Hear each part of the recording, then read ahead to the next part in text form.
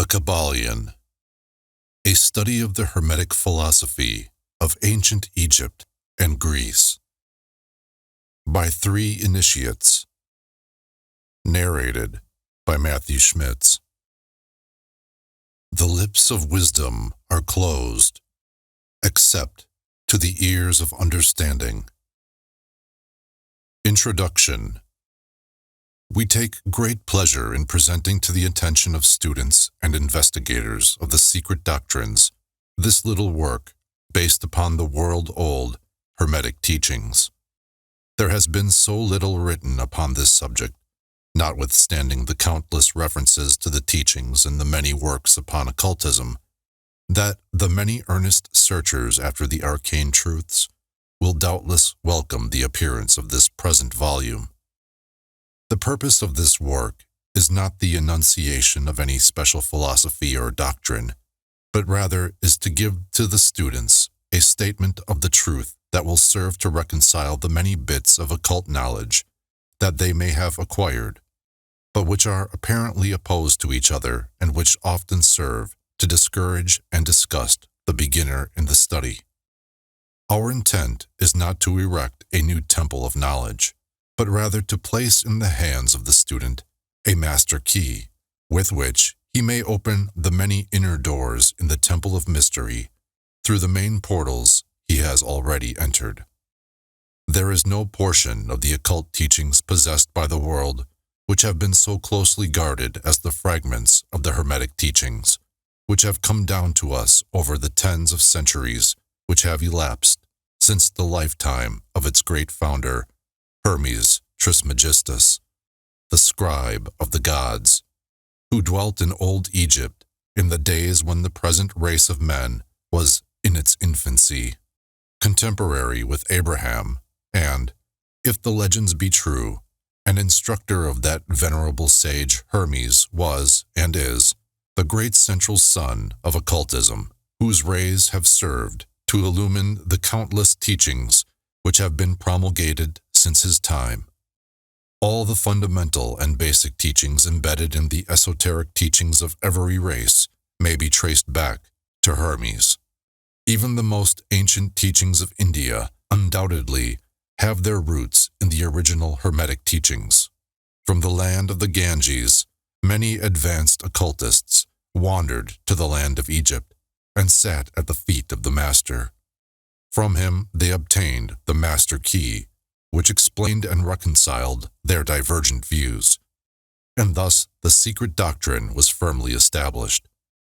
From other lands also came the learned ones, all of whom regarded Hermes as the master of masters, and his influence was so great that in spite of the many wanderings from the path on the part of the centuries of teachers in these different lands, there may still be found a certain basic resemblance and correspondence which underlies the many and often quite divergent theories entertained and taught by the occultists of these different lands today. The student of comparative religions will be able to perceive the influence of the Hermetic teachings in every religion worthy of the name, now known to man, whether it be a dead religion or one in full vigor in our own times. There is always certain correspondence in spite of the contradictory features, and the Hermetic teachings act as the great reconciler. The life work of Hermes seems to have been in the direction of planting the great seed truth, which has grown and blossomed in so many strange forms, rather than to establish a school of philosophy which would dominate the world's thought. But, nevertheless, the original truths taught by him have been kept intact in their original purity by a few men each age, who, refusing great numbers of half-developed students and followers, followed the Hermetic custom and reserved their truth for the few who were ready to comprehend and master it. From lip to ear, the truth has been handed down among the few. There have always been a few initiates in each generation in the various lands of the earth who kept alive the sacred flame of the Hermetic teachings, and such have always been willing to use their lamps to relight the lesser lamps of the outside world, when the light of truth grew dim and clouded by reason of neglect, and when the wicks became clogged with foreign matter, there were always a few to tend faithfully the altar of the truth, upon which was kept alight the perpetual lamp of wisdom. These men devoted their lives to the labor of love which the poet has so well stated in his lines. "Oh, let not the flame die out, cherished age after age, in its dark cavern, in its holy temples cherished, fed by pure ministers of love, let not the flame die out." These men have never sought popular approval, nor numbers of followers. They are indifferent to these things, for they know how few there are in each generation who are ready for the truth, or who would recognize it if it were presented to them. They reserve the strong meat for men, while others furnish the milk for babes. They reserve their pearls of wisdom for the few elect, who recognize their value and who wear them in their crowns, instead of casting them before the materialistic, vulgar swine, who would trample them in the mud and mix them with their disgusting mental food.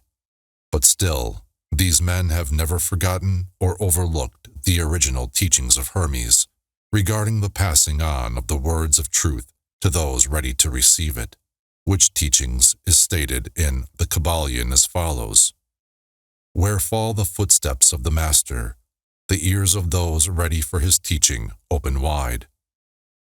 And again, "When the ears of the student are ready to hear, then cometh the lips to fill them with wisdom." But their customary attitude has always been strictly in accordance with the other Hermetic aphorism, also in the Kybalion: "The lips of wisdom are closed, except to the ears of understanding." There are those who have criticized this attitude of the Hermetists, and who have claimed that they did not manifest the proper spirit in their policy of seclusion and reticence. But a moment's glance back over the pages of history will show the wisdom of the masters, who knew the folly of attempting to teach to the world that which it was neither ready or willing to receive. The Hermetists have never sought to be martyrs, and have instead sat silently aside with a pitying smile on their closed lips, while the heathen raged noisily about them, in their customary amusement of putting to death and torture the honest but misguided enthusiasts who imagined that they could force upon a race of barbarians the truth capable of being understood only by the elect who had advanced along the path. And the spirit of persecution has not as yet died out in the land. There are certain Hermetic teachings which, if publicly promulgated, would bring down upon the teachers a great cry of scorn and revilement from the multitude, who would again raise the cry of "Crucify, crucify." In this little work, we have endeavored to give you an idea of the fundamental teachings of the Kybalion, striving to give you the working principles, leaving you to apply them yourselves, rather than attempting to work out the teaching in detail. If you are a true student, you will be able to work out and apply these principles. If not, then you must develop yourself into one, for otherwise the Hermetic teachings will be as words, words, words to you. The Three Initiates. Chapter 1. The Hermetic Philosophy. The lips of wisdom are closed, except to the ears of understanding. The Kybalion. From old Egypt have come the fundamental esoteric and occult teachings, which have so strongly influenced the philosophies of all races, nations, and peoples for several thousand years. Egypt, the home of the pyramids and the Sphinx, was the birthplace of the hidden wisdom and mystic teachings. From her secret doctrine all nations have borrowed. India, Persia, Chaldea, Media, China, Japan, Assyria, ancient Greece and Rome, and other ancient countries partook liberally at the feast of knowledge, which the Hierophants and masters of the land of Isis so freely provided for those who came prepared to partake of the great store of mystic and occult lore which the masterminds of that ancient land had gathered together. In ancient Egypt dwelt the great adepts and masters who have never been surpassed, and who seldom have been equaled during the centuries that have taken their processional flight since the days of the great Hermes. In Egypt was located the great lodge of lodges of the mystics. At the doors of her temples entered the neophytes, who afterward, as hierophants, adepts, and masters, traveled to the four corners of the earth, carrying with them the precious knowledge which they were ready, anxious, and willing to pass on to those who were ready to receive the same.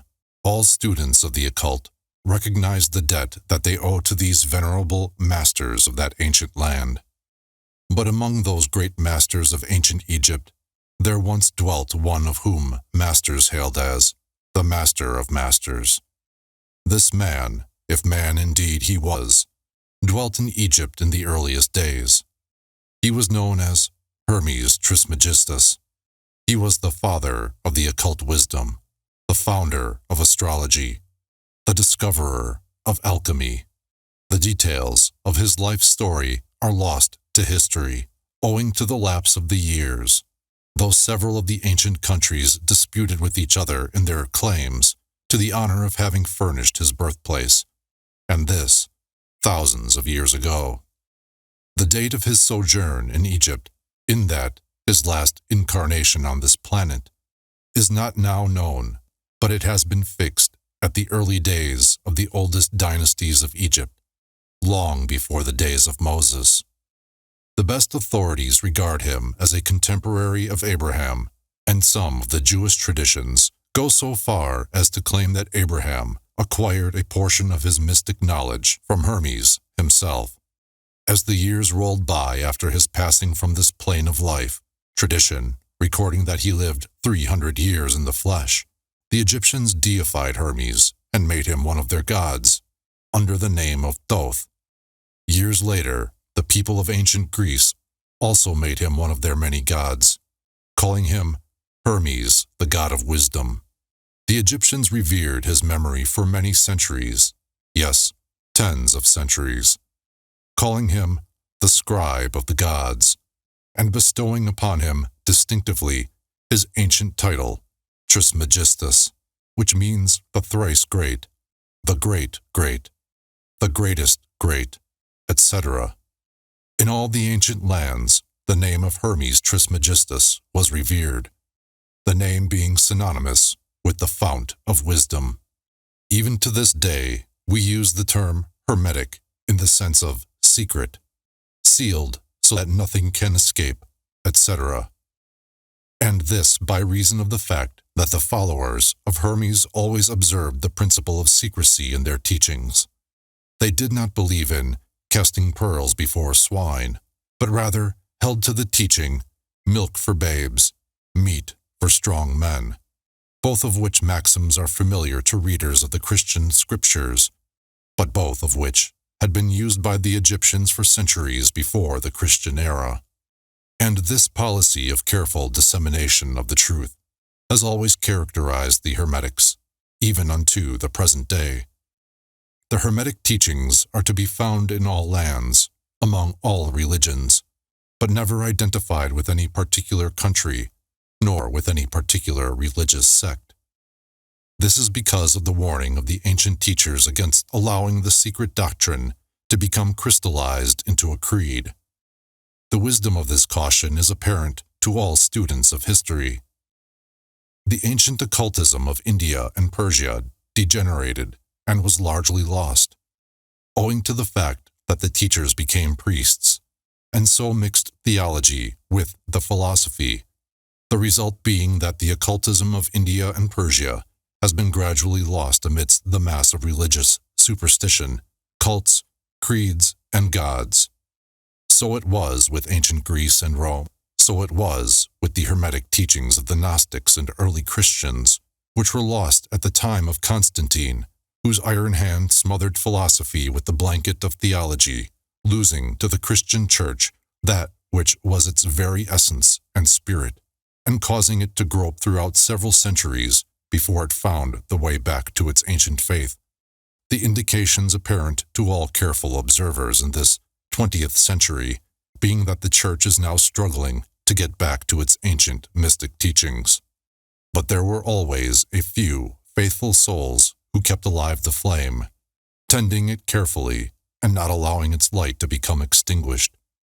And thanks to these staunch hearts and fearless minds, we have the truth still with us. But it is not found in books to any great extent. It has been passed along from master to student, from initiate to hierophant, from lip to ear. When it was written down at all, its meaning was veiled in terms of alchemy and astrology, so that only those possessing the key could read it aright.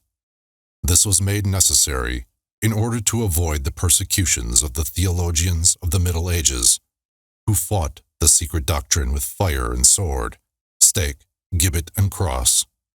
Even to this day, there will be found but few reliable books on the Hermetic philosophy, although there are countless references to it in many books written on various phases of occultism.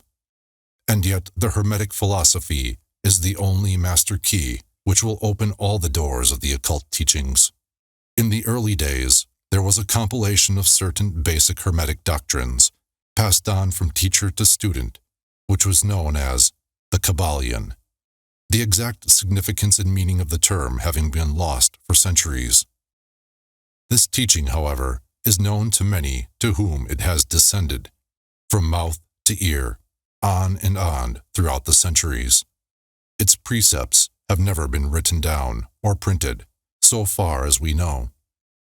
It was merely a collection of maxims, axioms, and precepts, which were non-understandable to outsiders, but which were readily understood by students after the axioms, maxims, and precepts had been explained and exemplified by the Hermetic initiates to their neophytes.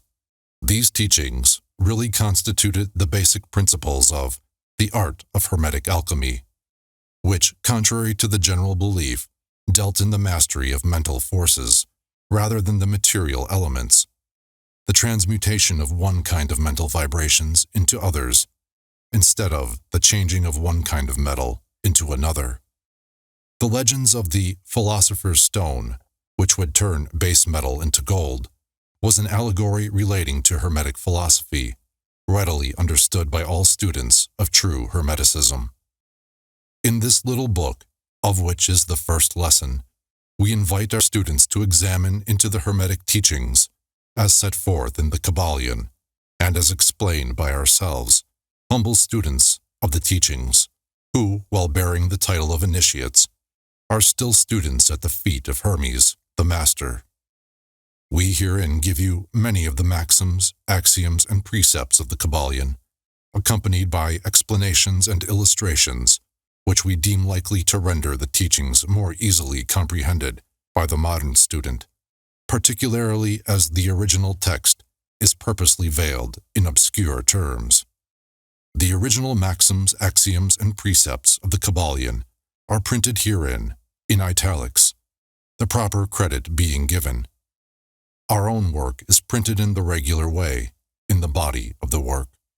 We trust that the many students to whom we now offer this little work will derive as much benefit from the study of its pages as have the many who have gone on before, treading the same path to mastery throughout the centuries that have passed since the times of Hermes Trismegistus, the Master of Masters, the Great Great.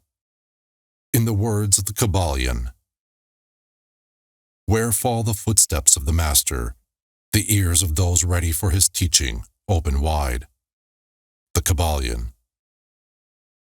When the ears of the student are ready to hear, then cometh the lips to fill them with wisdom.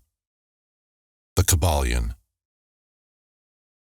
So that according to the teachings, the passage of this book to those ready for the instruction will attract the attention of such as are prepared to receive the teaching. And, likewise, when the pupil is ready to receive the truth then will this little book come to him or her. Such is the law. The Hermetic principle of cause and effect, in its aspect of the law of attraction, will bring lips and ear together, pupil and book in company. So mote it be. Chapter 2. The 7 Hermetic Principles.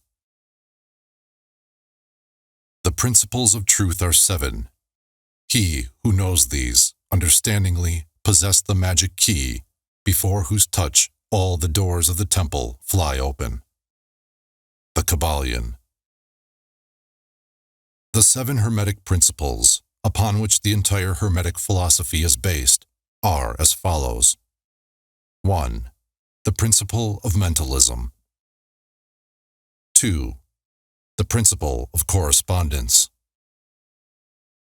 3. The principle of vibration. 4. The principle of polarity. 5. The principle of rhythm. 6. The principle of cause and effect. 7. The principle of gender.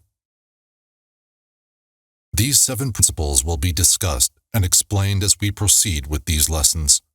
A short explanation of each, however, may as well be given at this point. 1. The principle of mentalism. The all is mind. The universe is mental. The Kybalion. This principle embodies the truth that all is mind. It explains that the all, which is the substantial reality underlying all the outward manifestations and appearances which we know under the terms of the material universe, the phenomena of life, matter, energy, and, in short, all that is apparent to our material senses, is spirit, which in itself is unknowable and undefinable, but which may be considered and thought of as an universal, infinite, living mind. It also explains that all the phenomenal world or universe is simply a mental creation of the all, subject to the laws of created things, and that the universe, as a whole, and in its parts or units, has its existence in the mind of the all, in which mind we live and move and have our being. This principle, by establishing the mental nature of the universe, easily explains all of the varied mental and psychic phenomena that occupy such a large portion of the public attention, and which, without such explanation, are non-understandable and defy scientific treatment. An understanding of this great Hermetic principle of mentalism enables the individual to readily grasp the laws of the mental universe, and to apply the same to his well-being and advancement. The Hermetic student is enabled to apply intelligently the great mental laws, instead of using them in a haphazard manner.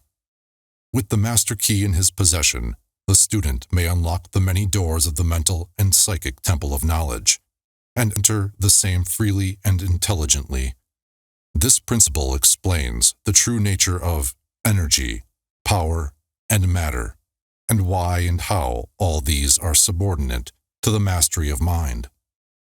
One of the old Hermetic masters wrote, long ages ago, "He who grasps the truth of the mental nature of the universe is well advanced on the path to mastery."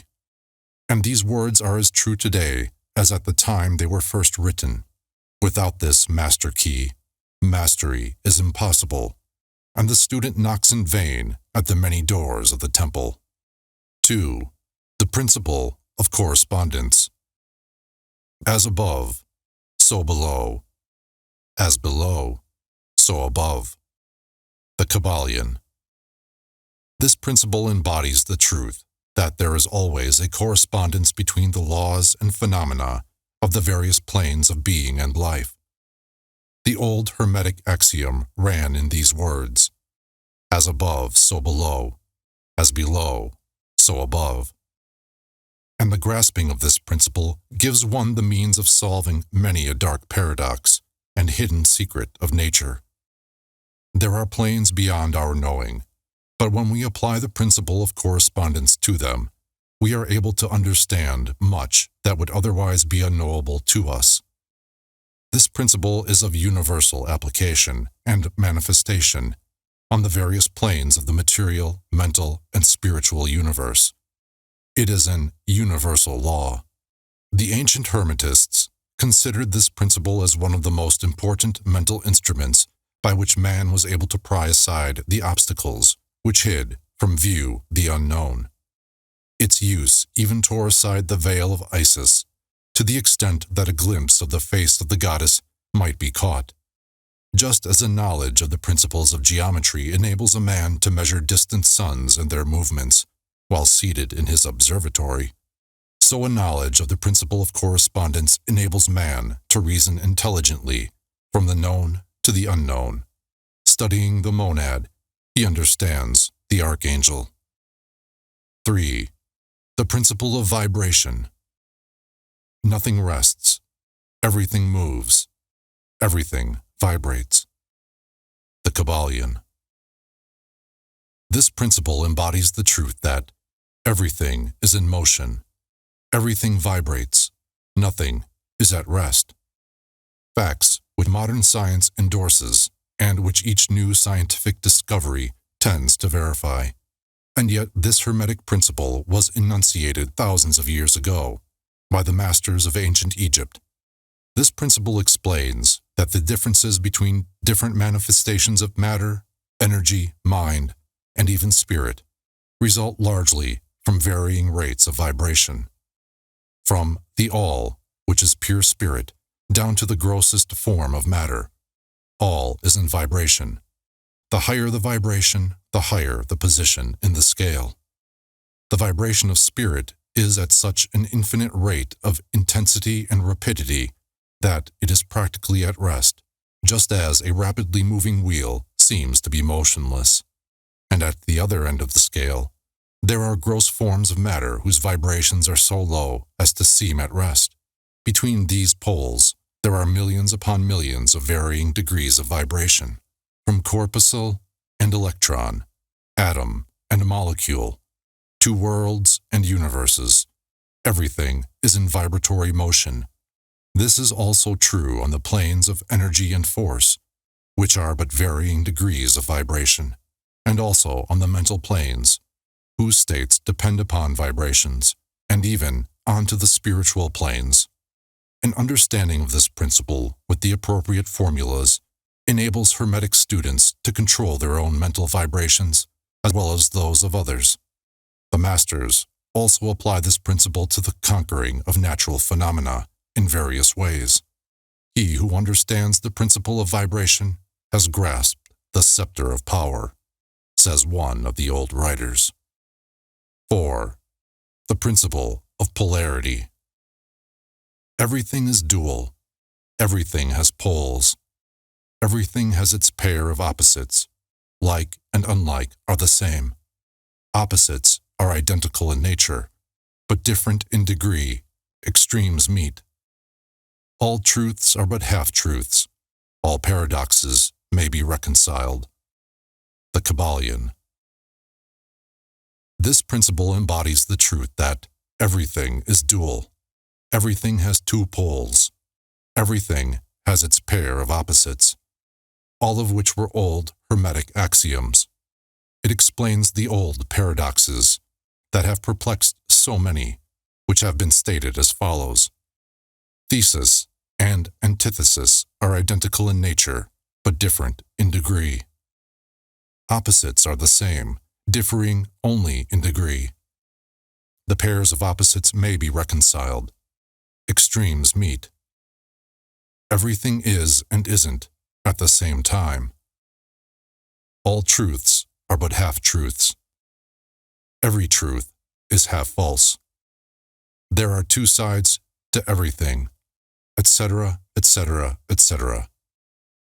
It explains that in everything there are two poles or opposite aspects, and that opposites are really only the two extremes of the same thing, with many varying degrees between them. To illustrate, heat and cold, although opposites, are really the same thing, the differences consisting merely of degrees of the same thing. Look at your thermometer and see if you can discover where heat terminates and cold begins. There is no such thing as absolute heat or absolute cold. The two terms, heat and cold, simply indicate varying degrees of the same thing, and that same thing, which manifests as heat and cold, is merely a form, variety, and rate of vibration. So, heat and cold are simply the two poles of that which we call heat, and the phenomena attendant thereupon are manifestations of the principle of polarity. The same principle manifests in the case of light and darkness, which are the same thing, the difference consisting of varying degrees between the two poles of the phenomena. Where does darkness leave off and light begin? What is the difference between large and small, between hard and soft, between black and white, between sharp and dull, between noise and quiet, between high and low, between positive and negative? The principle of polarity explains these paradoxes, and no other principle can supersede it. The same principle operates on the mental plane. Let us take a radical and extreme example, that of love and hate, two mental states apparently totally different. And yet there are degrees of hate and degrees of love, and a middle point in which we use the terms like or dislike, which shade into each other so gradually that sometimes we are at a loss to know whether we like or dislike, or neither. And all are simply degrees of the same thing, as you will see, if you will but think a moment. And more than this, and considered of more importance by the Hermetists, it is possible to change the vibrations of hate to the vibrations of love in one's own mind and in the minds of others. Many of you who read these lines have had personal experiences of the involuntary rapid transition from love to hate, and the reverse, in your own case and that of others, and you will therefore realize the possibility of this being accomplished by the use of the will, by means of the Hermetic formulas. Good and evil are but the poles of the same thing, and the Hermetist understands the art of transmuting evil into good, by means of an application of the principle of polarity. In short, the art of polarization becomes a phase of mental alchemy, known and practiced by the ancient and modern Hermetic masters. An understanding of the principle will enable one to change his own polarity, as well as that of others, if he will devote the time and study necessary to master the art. 5. The principle of rhythm. Everything flows out and in. Everything has its tides. All things rise and fall. The pendulum swing manifests in everything. The measure of the swing to the right is the measure of the swing to the left. Rhythm compensates. The Kybalion. This principle embodies the truth that in everything there is manifested a measured motion, to and fro, a flow and inflow, a swing backward and forward, a pendulum-like movement, a tide-like ebb and flow, a high tide and low tide. Between the two poles which exist in accordance with the principle of polarity described a moment ago, there is always an action and a reaction, an advance and a retreat, a rising and a sinking. This is in the affairs of the universe, suns, worlds, men, animals, mind, energy, and matter. This law is manifest in the creation and destruction of worlds, in the rise and fall of nations, in the life of all things, and finally, in the mental states of man. And it is with this latter that the Hermetists find the understanding of the principle most important. The Hermetists have grasped this principle, finding its universal application, and have also discovered certain means to overcome its effects in themselves by the use of the appropriate formulas and methods. They apply the mental law of neutralization. They cannot annul the principle or cause it to cease its operation. but they have learned how to escape its effects upon themselves to a certain degree, depending upon the mastery of the principle. They have learned how to use it instead of being used by it. In this and similar methods consists the art of the Hermetists. The master of Hermetics polarizes himself at the point at which he desires to rest, and then neutralizes the rhythmic swing of the pendulum, which would tend to carry him to the other pole. All individuals who have attained any degree of self-mastery do this to a certain degree, more or less unconsciously, but the master does this consciously, and by the use of his will, and attains a degree of poise and mental firmness almost impossible of belief on the part of the masses, who are swung backward and forward like a pendulum. This principle and that of polarity have been closely studied by the Hermetists, and the methods of counteracting, neutralizing, and using them form an important part of the Hermetic mental alchemy. 6. The principle of cause and effect. Every cause has its effect. Every effect has its cause. Everything happens according to law. Chance is but a name for law not recognized. There are many planes of causation, but nothing escapes the law. The Kybalion.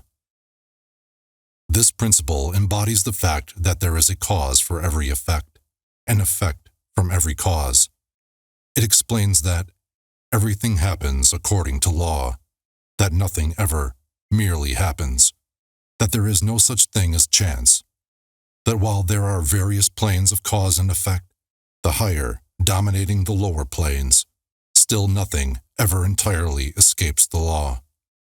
The Hermetists understand the art and methods of rising above the ordinary plane of cause and effect to a certain degree, and by mentally rising to a higher plane, they become causers instead of effects. The masses of people are carried along, obedient to environment, the wills and desires of others stronger than themselves, heredity, suggestion, and other outward causes moving about them like pawns on the chessboard of life. But the masters, rising to the plane above, dominate their moods, characters, qualities, and powers, as well as the environment surrounding them, and become movers instead of pawns. They help to play the game of life, instead of being played and moved about by other wills and environment. They use the principle instead of being its tools.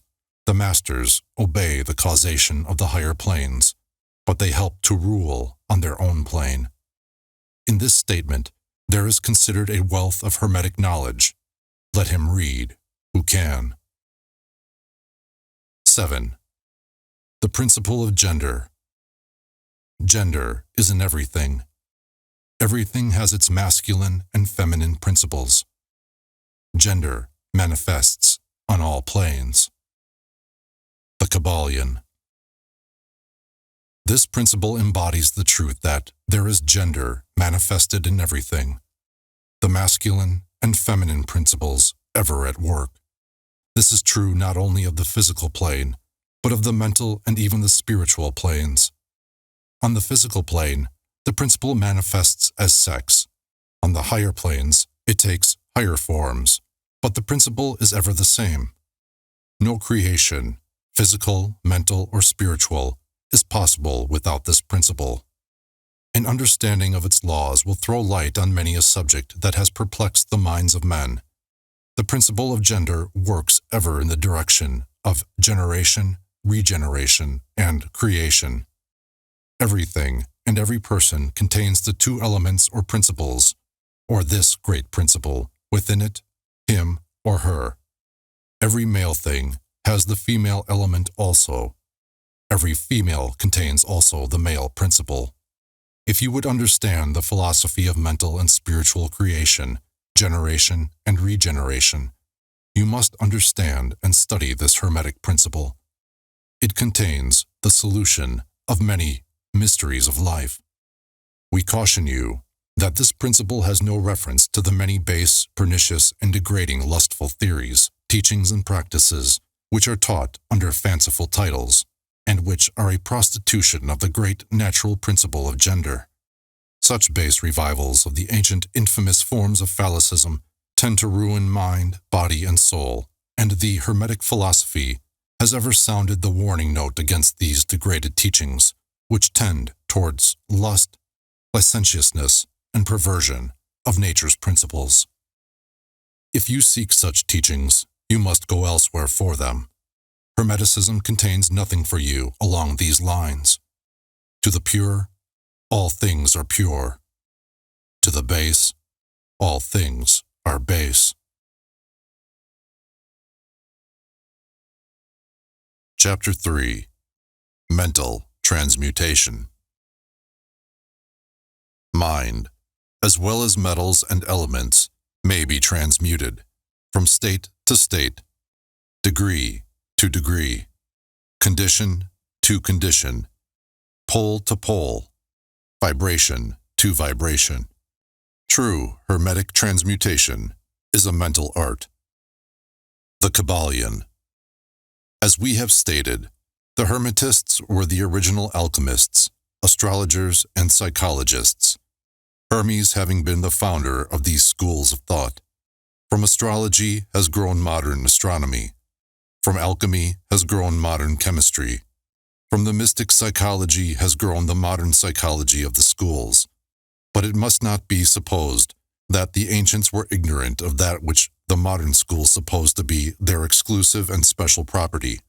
The records engraved on the stones of ancient Egypt show conclusively that the ancients had a full comprehensive knowledge of astronomy, the very building of the pyramids showing the connection between their design and the study of astronomical science. Nor were they ignorant of chemistry, for the fragments of the ancient writings show that they were acquainted with the chemical properties of things. In fact, the ancient theories regarding physics are being slowly verified by the latest discoveries of modern science, notably those relating to the constitution of matter. Nor must it be supposed that they were ignorant of the so-called modern discoveries in psychology. On the contrary, the Egyptians were especially skilled in the science of psychology, particularly in the branches that the modern schools ignore, but which, nevertheless, are being uncovered under the name of psychic science, which is perplexing the psychologists of today, and making them reluctantly admit that there may be something in it after all. The truth is that beneath the material chemistry, astronomy, and psychology, that is, the psychology in its phase of brain action, the ancients possessed a knowledge of transcendental astronomy, called astrology, of transcendental chemistry, called alchemy, of transcendental psychology, called mystic psychology. They possessed the inner knowledge as well as the outer knowledge, the latter alone being possessed by modern scientists. Among the many secret branches of knowledge possessed by the Hermetists was that known as mental transmutation, which forms the subject matter of this lesson. Transmutation is a term usually employed to designate the ancient art of the transmutation of metals, particularly of the base metals into gold. The word transmute means to change from one nature, form, or substance into another, to transform. Webster. And accordingly, mental transmutation means the art of changing and transforming mental states, forms, and conditions into others. So you may see that mental transmutation is the art of mental chemistry, if you like the term, a form of practical mystic psychology. But this means far more than appears on the surface. Transmutation, alchemy, or chemistry on the mental plane is important enough in its effects, to be sure, and if the art stopped there, it would still be one of the most important branches of study known to man. But this is only the beginning. Let us see why. The first of the 7 Hermetic principles is the principle of mentalism, the axiom of which is, the all is mind, the universe is mental, which means that the underlying reality of the universe is mind, and the universe itself is mental, that is, existing in the mind of the all. We shall consider this principle in succeeding lessons, but let us see the effect of the principle if it be assumed to be true. If the universe is mental in its nature, then mental transmutation must be the art of changing the conditions of the universe along the lines of matter, force, and mind. So you see, therefore, that mental transmutation is really the magic of which the ancient writers had so much to say in their mystical works, and about which they gave so few practical instructions. If all be mental, then the art which enables one to transmute mental conditions must render the master the controller of material conditions as well as those ordinarily called mental. As a matter of fact, none but advanced mental alchemists have been able to attain the degree of power necessary to control the grosser physical conditions, such as the control of the elements of nature, the production or cessation of tempests, the production and cessation of earthquakes and other great physical phenomena. But that such men have existed, and do exist today, is a matter of earnest belief to all advanced occultists of all schools. That the masters exist and have these powers, the best teachers assure their students, having had experiences which justify them in such belief and statements. These masters do not make public exhibitions of their powers, but seek seclusion from the crowds of men in order to better their work along the path of attainment. We mention their existence at this point merely to call your attention to the fact that their power is entirely mental and operates along the lines of the higher mental transmutation under the Hermetic principle of mentalism. The universe is mental. The Kybalion. But students and hermetists of lesser degree than masters, the initiates and teachers, are able to freely work along the mental plane in mental transmutation. In fact, all that we call psychic phenomena, mental influence, mental science, new thought phenomena, etc., operates along the same general lines. For there is but one principle involved, no matter by what name the phenomena be called. The student and practitioner of mental transmutation works among the mental plane, transmuting mental conditions, states, etc., into others, according to various formulas, more or less efficacious. The various treatments, affirmations, denials, etc., of the schools of mental science are but formulas, often quite imperfect and unscientific, of the Hermetic art. The majority of modern practitioners are quite ignorant compared to the ancient masters, for they lack the fundamental knowledge upon which the work is based. Not only may the mental states, etc., of oneself be changed or transmuted by Hermetic methods, but also the states of others may be, and are, constantly transmuted in the same way, usually unconsciously, but often consciously by some understanding the laws and principles, in cases where the people affected are not informed of the principles of self-protection. And more than this, as many students and practitioners of modern mental science know, every material condition depending upon the minds of other people may be changed or transmuted in accordance with the earnest desire, will, and treatments of persons desiring changed conditions of life. The public are so generally informed regarding these things at present that we do not deem it necessary to mention the same at length, our purpose at this point being merely to show the Hermetic principle and art underlying all of these various forms of practice, good and evil, for the force can be used in opposite directions according to the Hermetic principles of polarity. In this little book, we shall state the basic principles of mental transmutation, that all who read may grasp the underlying principles and thus possess the master key that will unlock the many doors of the principle of polarity. We shall now proceed to a consideration of the first of the Hermetic 7 principles, the principle of mentalism, in which is explained the truth that the all is mind, the universe is mental, in the words of the Kybalion. We ask the close attention and careful study of this great principle on the part of our students, for it is really the basic principle of the whole Hermetic philosophy and of the Hermetic art of mental transmutation. Chapter 4. The All.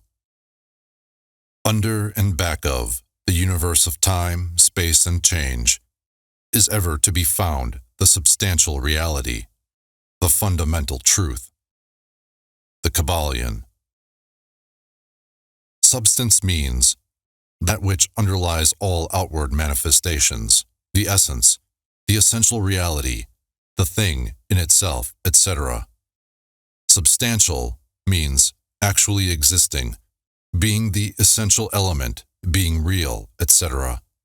Reality means the state of being real, true, enduring, valid, fixed, permanent, actual, etc. Under and behind all outward appearances or manifestations, there must always be a substantial reality. This is the law. Man, considering the universe, of which he is a unit, sees nothing but change in matter, forces, and mental states. He sees that nothing really is, but that everything is becoming and changing. Nothing stands still. Everything is being born, growing, dying. The very instant a thing reaches its height, it begins to decline. The law of rhythm is in constant operation. There is no reality, enduring quality, fixity, or substantiality in anything. Nothing is permanent but change. He sees all things evolving from other things and resolving into other things. Constant action and reaction, inflow and outflow, building up and tearing down, creation and destruction, birth, growth, and death. Nothing endures but change.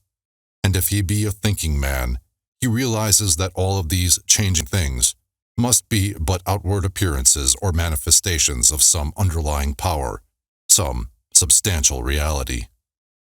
All thinkers, in all lands and in all times, have assumed the necessity for postulating the existence of this substantial reality. All philosophies worthy of the name have been based upon this thought. Men have given to this substantial reality many names. Some have called it by the name of deity, under many titles. Others have called it the infinite and eternal energy. Others have tried to call it matter, but all have acknowledged its existence. It is self-evident. It needs no argument. In these lessons, we have followed the example of some of the world's greatest thinkers, both ancient and modern, the Hermetic masters, and have called this underlying power, this substantial reality, by the Hermetic name of the All, which term we consider the most comprehensive of the many terms applied by man to that which transcends names and terms. We accept and teach the view of the great Hermetic thinkers of all times, as well as of those illumined souls who have reached higher planes of being, both of whom assert that the inner nature of the All is unknowable. This must be so, for naught, by the All itself, can comprehend its own nature and being. The Hermetists believe and teach that the All, in itself, is and must ever be unknowable. They regard all the theories, guesses, and speculations of the theologians and metaphysicians regarding the inner nature of the All as but the childish efforts of mortal minds to grasp the secret of the infinite. Such efforts have always failed and will always fail, from the very nature of the task. One pursuing such inquiries travels around and around in the labyrinth of thought until he is lost to all sane reasoning, action, or conduct, and is utterly unfitted for the work of life. He is like the squirrel which frantically runs around and around the circling treadmill wheel of his cage, traveling ever and yet reaching nowhere. At the end, a prisoner still, and standing just where he started. And still more presumptuous are those who attempt to ascribe to the All the personality, qualities, properties, characteristics, and attributes of themselves, ascribing to the All the human emotions, feelings, and characteristics, even down to the pettiest qualities of mankind, such as jealousy, susceptibility to flattery and praise, desire for offerings and worship, and all the other survivals from the days of the childhood of the race. Such ideas are not worthy of grown men and women, and are rapidly being discarded. At this point, it may be proper for me to state that we make a distinction between religion and theology, between philosophy and metaphysics. Religion, to us, means that intuitional realization of the existence of the all and one's relationship to it, while theology means the attempts of men to ascribe personality, qualities, and characteristics to it, their theories regarding its affairs, will, desires, plans, and designs, and their assumption of the office of middlemen between the all and the people. Philosophy, to us, means the inquiry after knowledge of things knowable and thinkable, while metaphysics means the attempt to carry the inquiry over and beyond the boundaries into regions unknowable and unthinkable, and with the same tendency as that of theology. And consequently, both religion and philosophy mean to us things having roots in reality, while theology and metaphysics seem like broken reeds, rooted in the quicksands of ignorance and affording naught but the most insecure support for the mind or soul of man. We do not insist upon our students accepting these definitions. We mention them merely to show our position. At any rate, you shall hear very little about theology and metaphysics in these lessons. But while the essential nature of the all is unknowable, there are certain truths connected with its existence which the human mind finds itself compelled to accept. And an examination of these reports from a proper subject of inquiry, particularly as they agree with the reports of the illumined on higher planes, and to this inquiry we now invite you. That which is the fundamental truth, the substantial reality, is beyond true naming, but the wise men call it the all, the Kybalion. In its essence, the all is unknowable, the Kybalion. But the report of reason must be hospitably received and treated with respect, the Kybalion. The human reason, whose reports we must accept so long as we think at all, informs us as following regarding the all, and that without attempting to remove the veil of the unknowable. 1. The all must be all that really is. There can be nothing existing outside of the all, else the all would not be the all. 2. The all must be infinite, for there is nothing else to define, confine, bound, limit, or restrict the all. It must be infinite in time, or eternal. It must have always continuously existed, for there is nothing else to have ever created it, and something can never evolve from nothing. And if it had ever not been, even for a moment, it would not be now. It must continuously exist forever, for there is nothing to destroy it, and it can never not be, even for a moment, because something can never become nothing. It must be infinite in space. It must be everywhere, for there is no place outside of the all. It cannot be otherwise than continuous in space, without break, cessation, separation, or interruption, for there is nothing to break, separate, or interrupt its continuity, and nothing with which to fill in the gaps. It must be infinite in power, or absolute, for there is nothing to limit, restrict, restrain, confine, disturb, or condition it. It is subject to no other power, for there is no other power. 3. The all must be immutable, or not subject to change in its real nature, for there is nothing to work changes upon it, nothing into which it could change, nor from which it could have changed. It cannot be added to, nor subtracted from, increased nor diminished, nor become greater or lesser in any respect whatsoever.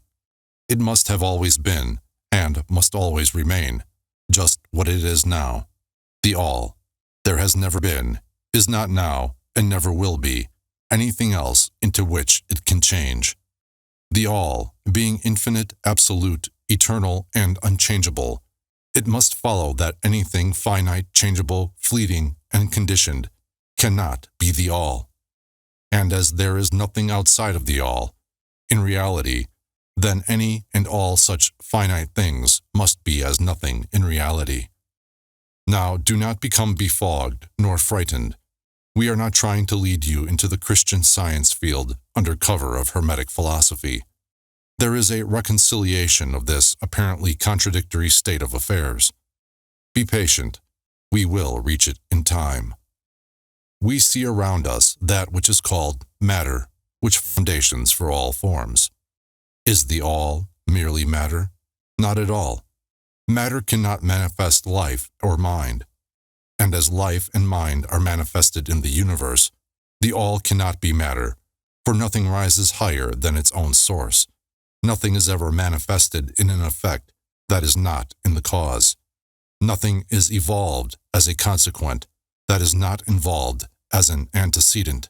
And then, modern science informs us that there is really no such thing as matter, that what we call matter is merely interrupted energy or force. That is, energy or force at a low rate of vibration.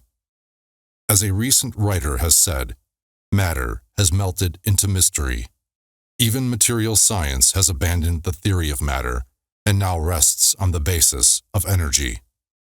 Then is the all mere energy or force? Not energy or force as the materialists use the terms, for their energy and force are blind, mechanical things, devoid of life or mind. Life and mind can never evolve from blind energy or force, for the reason given a moment ago. Nothing can rise higher than its source. Nothing is evolved unless it is involved. Nothing manifests in the effect unless it is in the cause. And so the all cannot be mere energy or force, for if it were, then there would be no such things as life and mind in existence. And we know better than that, for we are alive and using mind to consider this very question. And so are those who claim that energy or force is everything. What is there, then, higher than matter or energy that we know to be existent in the universe? Life and mind. Life and mind in all their varying degrees of unfoldment. Then, you ask, do you mean to tell us that the all is life and mind? Yes and no is our answer. If you mean life and mind, as we poor petty mortals know them, we say no. The all is not that. But what kind of life and mind do you mean, you ask? The answer is living mind, as far above that which mortals know by those words, as life and mind are higher than mechanical forces, or matter. Infinite living mind as compared to finite life and mind. We mean that which the illumined souls mean when they reverently pronounce the word spirit. The all is infinite living mind. The illumined call it spirit.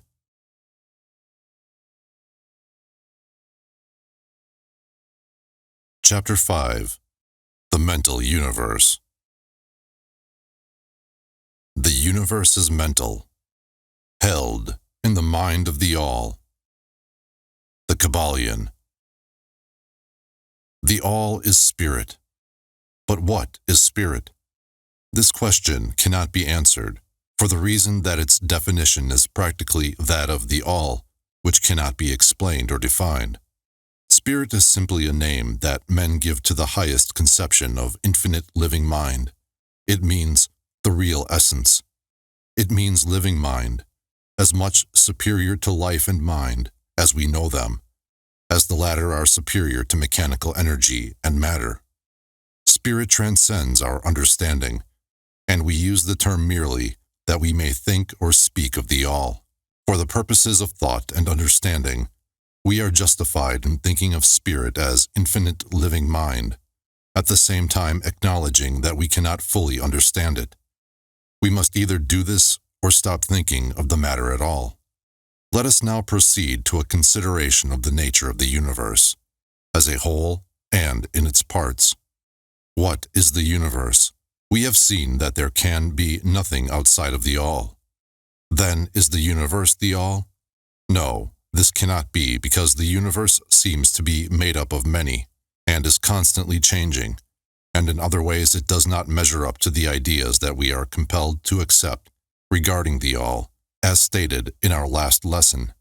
Then if the universe be not the all, then it must be nothing. Such is the inevitable conclusion of the mind at first thought.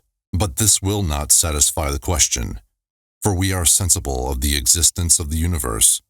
Then if the universe is neither the all nor nothing, what can it be? Let us examine this question.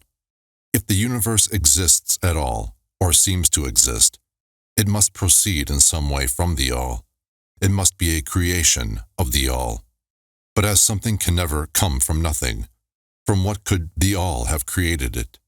Some philosophers have answered this question by saying that the all created the universe from itself, that is, from the being and substance of the all. But this will not do, for the all cannot be subtracted from, nor divided, as we have seen. And then again, if this be so, would not each particle in the universe be aware of its being the all? The all could not lose its knowledge of itself, nor actually become an atom, or blind force, or lowly living thing. Some men, indeed, realizing that the all is indeed all, and also recognizing that they, the men, existed, have jumped to the conclusion that they and the all were identical, and they have filled the air with shouts of, "I am God," to the amusement of the multitude and the sorrow of sages. The claim of the corpuscle that "I am man" would be modest in comparison. But what indeed is the universe if it be not the all, not yet created by the all having separated itself into fragments? What else can it be? Of what else can it be made? This is the great question. Let us examine it carefully. We find here that the principle of correspondence, see Lesson 1, comes to our aid here. The old Hermetic axiom, as above, so below, may be pressed into service at this point. Let us endeavor to get a glimpse of the workings on higher planes by examining those on our own. The principle of correspondence must apply to this as well as to other problems. Let us see. On his own plane of being, how does man create? Well, first he may create by making something out of outside materials. But this will not do, for there are no materials outside of the all with which it may create. Well, then secondly, man procreates or reproduces his kind by the process of begetting, which is self-multiplication, accomplished by transferring a portion of his substance to his offspring. But this will not do, because the all cannot transfer or subtract a portion of itself, nor can it reproduce or multiply itself. In the first place, there would be a taking away, and in the second case, a multiplication or addition to the all, both thoughts being an absurdity. Is there no third way in which man creates? Yes, there is. He creates mentally, and in so doing, he uses no outside materials, nor does he reproduce himself, and yet his spirit pervades the mental creation. Following the principle of correspondence, we are justified in considering that the all creates the universe mentally, in a manner akin to the process whereby man creates mental images. And here is where the report of reason tallies precisely with the report of the illumined, as shown by their teachings and writings. Such are the teachings of the wise men. Such was the teaching of Hermes. The all can create in no other way except mentally, without either using material, and there is none to use, or else reproducing itself, which is also impossible. There is no escape from this conclusion of the reason, which, as we have said, agrees with the highest teachings of the illumined. Just as you, student, may create a universe of your own in your mentality, so does the all create universes in its own mentality. But your universe is the mental creation of a finite mind, whereas that of the all is the creation of an infinite. The two are similar in kind, but definitely different in degree. We shall examine more closely into the process of creation and manifestation as we proceed, but this is the point to fix in your minds at this stage. The universe, and all it contains, is a mental creation of the all. Verily, indeed, all is mind. The all creates, in its infinite mind, countless universes, which exist for aeons of time. And yet, to the all, The creation, development, decline, and death of a million universes is as the time of the twinkling of an eye. The Kybalion. The infinite mind of the All is the womb of universes. The Kybalion. The principle of gender, see Lesson 1 and other lessons to follow, is manifested on all planes of life, material, mental, and spiritual. But, as we have said before, gender does not mean sex. Sex is merely a material manifestation of gender. Gender means relating to generation or creation, and whenever anything is generated or created, on any plane, the principle of gender must be manifested, and this is true even in the creation of universes. Now, do not jump to the conclusion that we are teaching that there is a male and female God or creator. That idea is merely a distortion of the ancient teachings on the subject. The true teaching is that the All in itself is above gender, as it is above every other law, including those of time and space. It is the law from which the laws proceed, and it is not subject to them. But when the All manifests on the plane of generation or creation, then it acts according to law and principle, for it is moving on a lower plane of being, and consequently it manifests the principle of gender, in its masculine and feminine aspects, on the mental plane, of course. This idea may seem startling to some of you who hear it for the first time, but you have all really passively accepted it in your everyday conceptions. You speak of the fatherhood of God and the motherhood of nature, of God, the Divine Father, and nature, the Universal Mother, and have thus instinctively acknowledged the principle of gender in the universe. Is this not so? But the Hermetic teaching does not imply a real duality. The All is one. The two aspects are merely aspects of manifestation. The teaching is that the masculine principle manifested by the All stands, in a way, apart from the actual mental creation of the universe. It projects its will toward the feminine principle, which may be called nature, whereupon the latter begins the actual work of the evolution of the universe, from simple centers of activity on to man, and then on and on still higher, all according to well-established and firmly enforced laws of nature. If you prefer the old figures of thought, you may think of the masculine principle as God, the Father, and of the feminine principle as nature, the Universal Mother, from whose womb all things have been born. This is more than a mere poetic figure of speech. It is an idea of the actual process of the creation of the universe. But always remember that the All is but one, and that in its infinite mind, the universe is generated, created, and exists. It may help you to get the proper idea if you will apply the law of correspondence to yourself and your own mind. You know that the part of you which you call I, in a sense, stands apart and witnesses the creation of mental images in your own mind. The part of your mind in which the mental generation is accomplished may be called the me, in distinction from the I, which stands apart and witnesses and examines the thoughts, ideas, and images of the me.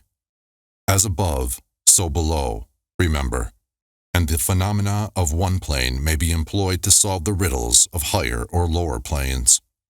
Is it any wonder that you, the child, feel that instinctive reverence for the All, which feeling we call religion, that respect and reverence for the Father Mind? Is it any wonder that, when you consider the works and wonders of nature, you are overcome with a mighty feeling which has its roots away down in your inmost being? It is the mother mind that you are pressing close up to, like a babe to the breast. Do not make the mistake of supposing that the little world you see around you, the earth, which is a mere grain of dust in the universe, is the universe itself. There are millions upon millions of such worlds, and greater. And there are millions of such universes in existence within the infinite mind of the All. And even in our own little solar system, there are regions and planes of life far higher than ours, and beings compared to which we earthbound mortals are as the slimy life forms that dwell on the ocean's bed when compared to man. There are beings with powers and attributes higher than man has ever dreamed of the gods possessing, and yet these beings were once as you, and still lower, and you will be even as they, and still higher in time, for such is the destiny of man as reported by the illumined. And death is not real, even in the relative sense. It is but birth to a new life, and you shall go on and on and on to higher and still higher planes of life, for aeons upon aeons of time. The universe is your home, and you shall explore its farthest recesses before the end of time. You are dwelling in the infinite mind of the All, and your possibilities and opportunities are infinite, both in time and space, and at the end of the grand cycle of aeons, when the All shall draw back into itself all of its creations, you will go gladly, for you will then be able to know the whole truth of being at one with the All.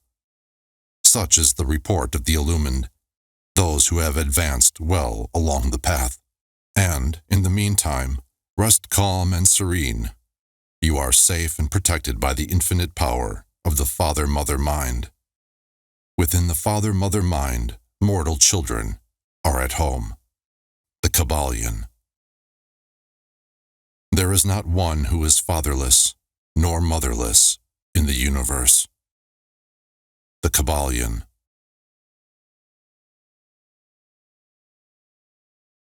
Chapter 6. The Divine Paradox. The half-wise, recognizing the comparative unreality of the universe, imagine that they may defy its laws. Such are vain and presumptuous fools, and they are broken against the rocks and torn asunder by the elements by reason of their folly. The truly wise, knowing the nature of the universe, use law against laws, the higher against the lower, and, by the art of alchemy, transmute that which is undesirable into that which is worthy, and thus triumph. Mastery consists not in abnormal dreams, visions, and fantastic imaginings or living, but in using the higher forces against the lower, escaping the pains of the lower planes by vibrating on the higher. Transmutation, not presumptuous denial, is the weapon of the master. The Kybalion. This is the paradox of the universe, resulting from the principle of polarity, which manifests when the All begins to create. Hearken to it, for it points the difference between half-wisdom and wisdom, while to the infinite All, the universe, its laws, its powers, its life, its phenomena, are as things witnessed in the state of meditation or dream. Yet to all that is finite, the universe must be treated as real, and life and action and thought must be based thereupon accordingly, although with an ever-understanding of the higher truth, each according to its own plane and laws. Were the All to imagine that the universe were indeed reality, then woe to the universe, for there would be no escape from lower to higher. Divineward, then, would the universe become a fixity and progress would become impossible. And if man, owing to half-wisdom, acts and lives and thinks of the universe as merely a dream, akin to his own finite dreams, then indeed does it so become for him, and like a sleepwalker, he stumbles ever around and around in a circle, making no progress and being forced into an awakening, at last by his falling, bruised and bleeding over the natural laws which he ignored. Keep your mind ever on the star, but let your eyes watch over your footsteps, lest you fall into the mire by reason of your upward gaze. Remember the divine paradox, that, while the universe is not, still it is. Remember ever the two poles of truth, the absolute and the relative. Beware of half-truths. What Hermetists know as the law of paradox is an aspect of the principle of polarity. The Hermetic writings are filled with references to the appearance of the paradox in the consideration of the problems of life and being. The teachers are constantly warning their students against the error of omitting the other side of any question, and their warnings are particularly directed to the problems of the absolute and the relative, which perplex all students of philosophy, and which cause so many to think and act contrary to what is generally known as common sense. And we caution all students to be sure to grasp the divine paradox of the absolute and relative, lest they become entangled in the mire of the half-truth. With this in view, this particular lesson has been written. Read it carefully. The first thought that comes to the thinking man after he realizes the truth that the universe is a mental creation of the all is that the universe and all that it contains is a mere illusion, an unreality, against which idea his instincts revolt. But this, like all other great truths, must be considered both from the absolute and the relative points of view. From the absolute viewpoint, of course, the universe is in the nature of an illusion, a dream, a phantasmagoria, as compared to the all in itself. We recognize this even in our ordinary view, for we speak of the world as a fleeting show that comes and goes, is born and dies. For the element of impermanence and change, finiteness and unsubstantiality, must ever be connected with the idea of a created universe when it is contrasted with the idea of the all, no matter what may be our beliefs concerning the nature of both. Philosopher, metaphysician, scientist, and theologian all agree upon this idea, and the thought is found in all forms of philosophical thought and religious conceptions, as well as in the theories of the respective schools of metaphysics and theology. So, the Hermetic teachings do not preach the unsubstantiality of the universe in any stronger terms than those more familiar to you, although their presentation of the subject may seem somewhat more startling. Anything that has a beginning and an end must be, in a sense, unreal and untrue, and the universe comes under the rule in all schools of thought. From the absolute point of view, there is nothing real except the all, no matter what terms we may use in thinking of or discussing the subject. Whether the universe be created of matter, or whether it be a mental creation in the mind of the all, it is unsubstantial, non-enduring, a thing of time, space, and change. We want you to realize this fact thoroughly before you pass judgment on the Hermetic conception of the mental nature of the universe. Think over any and all of the other conceptions, and see whether this be not true of them. But the absolute point of view shows merely one side of the picture. The other side is the relative one. Absolute truth has been defined as things as the mind of God knows them, while relative truth is things as the highest reason of man understands them. And so, while to the all the universe must be unreal and illusionary, a mere dream or result of meditation, nevertheless, to the finite minds forming a part of that universe and viewing it through mortal faculties, the universe is very real indeed, and must be so considered. In recognizing the absolute view, we must not make the mistake of ignoring or denying the facts and phenomena of the universe as they present themselves to our mortal faculties. We are not the all, remember. To take familiar illustrations, we all recognize the fact that matter exists to our senses. We will fare badly if we do not. And yet, even our finite minds understand the scientific dictum that there is no such thing as matter from a scientific point of view.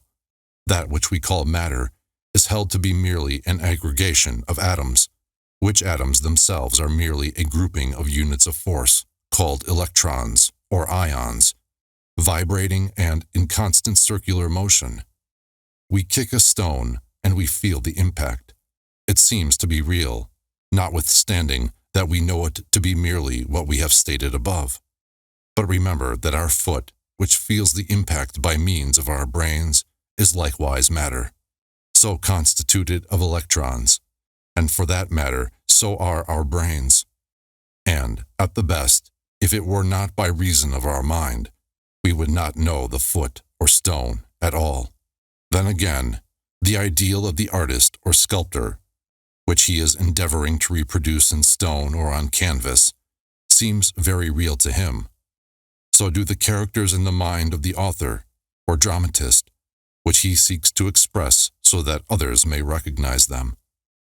And if this be true in the case of our finite minds, what must be the degree of reality in the mental images created in the mind of the infinite? O friends, this universe of mentality is very real indeed. It is the only one we can ever know, though we rise from plane to plane, higher and higher in it. To know it otherwise, but actual experience, we must be the all itself. It is true that the higher we rise in the scale, the nearer to the mind of the Father we reach, the more apparent becomes the illusory nature of finite things, but not until the all finally withdraws us into itself does the vision actually vanish. So, we need not dwell upon the feature of illusion. Rather, let us, recognizing the real nature of the universe, seek to understand its mental laws and endeavor to use them to the best effect in our upward progress through life, as we travel from plane to plane of being. The laws of the universe are nonetheless iron laws because of the mental nature. All except the all are bound by them. What is in the infinite mind of the all is real, in a degree second only to that reality itself, which is vested in the nature of the all. So, do not feel insecure or afraid. We are all held firmly in the finite mind of the all, and there is naught to hurt us or for us to fear. There is no power outside of the all to affect us. So we may rest calm and secure. There is a world of comfort and security in this realization when once attained. Then calm and peaceful do we sleep, rocked in the cradle of the deep, resting safely on the bosom of the ocean of infinite mind, which is the all. In the all, indeed, do we live and move and have our being. Matter is nonetheless matter to us, while we dwell on the plane of matter, although we know it to be merely an aggregation of electrons or particles of force vibrating rapidly and gyrating around each other in the formations of atoms. The atoms in turn vibrating and gyrating, forming molecules, which latter in turn form larger masses of matter. Nor does matter become less matter when we follow the inquiry still further and learn from the Hermetic teachings that the force, of which the electrons are but units, is merely a manifestation of the mind of the all, and like all else in the universe, is purely mental in its nature. While on the plane of matter, we must recognize its phenomena. We may control matter, as all masters of higher or lesser degree do, but we do so by applying the higher forces. We commit a folly when we attempt to deny the existence of matter in the relative aspect. We may deny its mastery over us, and rightly so, but we should not attempt to ignore it in its relative aspect, at least so long as we dwell upon its plane. Nor do the laws of nature become less constant or effective when we know them, likewise to be merely mental creations. They are in full effect on the various planes. We overcome the lower laws by applying still higher ones, and in this way only. But we cannot escape law or rise above it entirely. Nothing but the all can escape law, and that because the all is law itself, from which all laws emerge. The most advanced masters may acquire the powers usually attributed to the gods of men, and there are countless ranks of being in the great hierarchy of life, whose being and power transcends even that of the highest masters among men to a degree unthinkable by mortals. But even the highest master and the highest being must bow to the law, and be as nothing in the eye of the all. So that if even these highest beings, whose powers exceed even those attributed by men to their gods, even if these are bound by and are subservient to law, then imagine the presumption of mortal men of our race and grade, when he dares to consider the laws of nature as unreal, visionary, and illusory, because he happens to be able to grasp the truth that the laws are mental in nature and simply mental creations of the all. Those laws which the All intends to be governing laws are not to be defied or argued away. So long as the universe endures, will they endure. For the universe exists by virtue of these laws, which form its framework and which hold it together. The Hermetic principle of mentalism, while explaining the true nature of the universe upon the principle that all is mental, does not change the scientific conceptions of the universe, life, or evolution. In fact, science merely corroborates the Hermetic teachings. The latter merely teaches that the nature of the universe is mental, while modern science has taught that it is material, or, of late, that it is energy at the last analysis.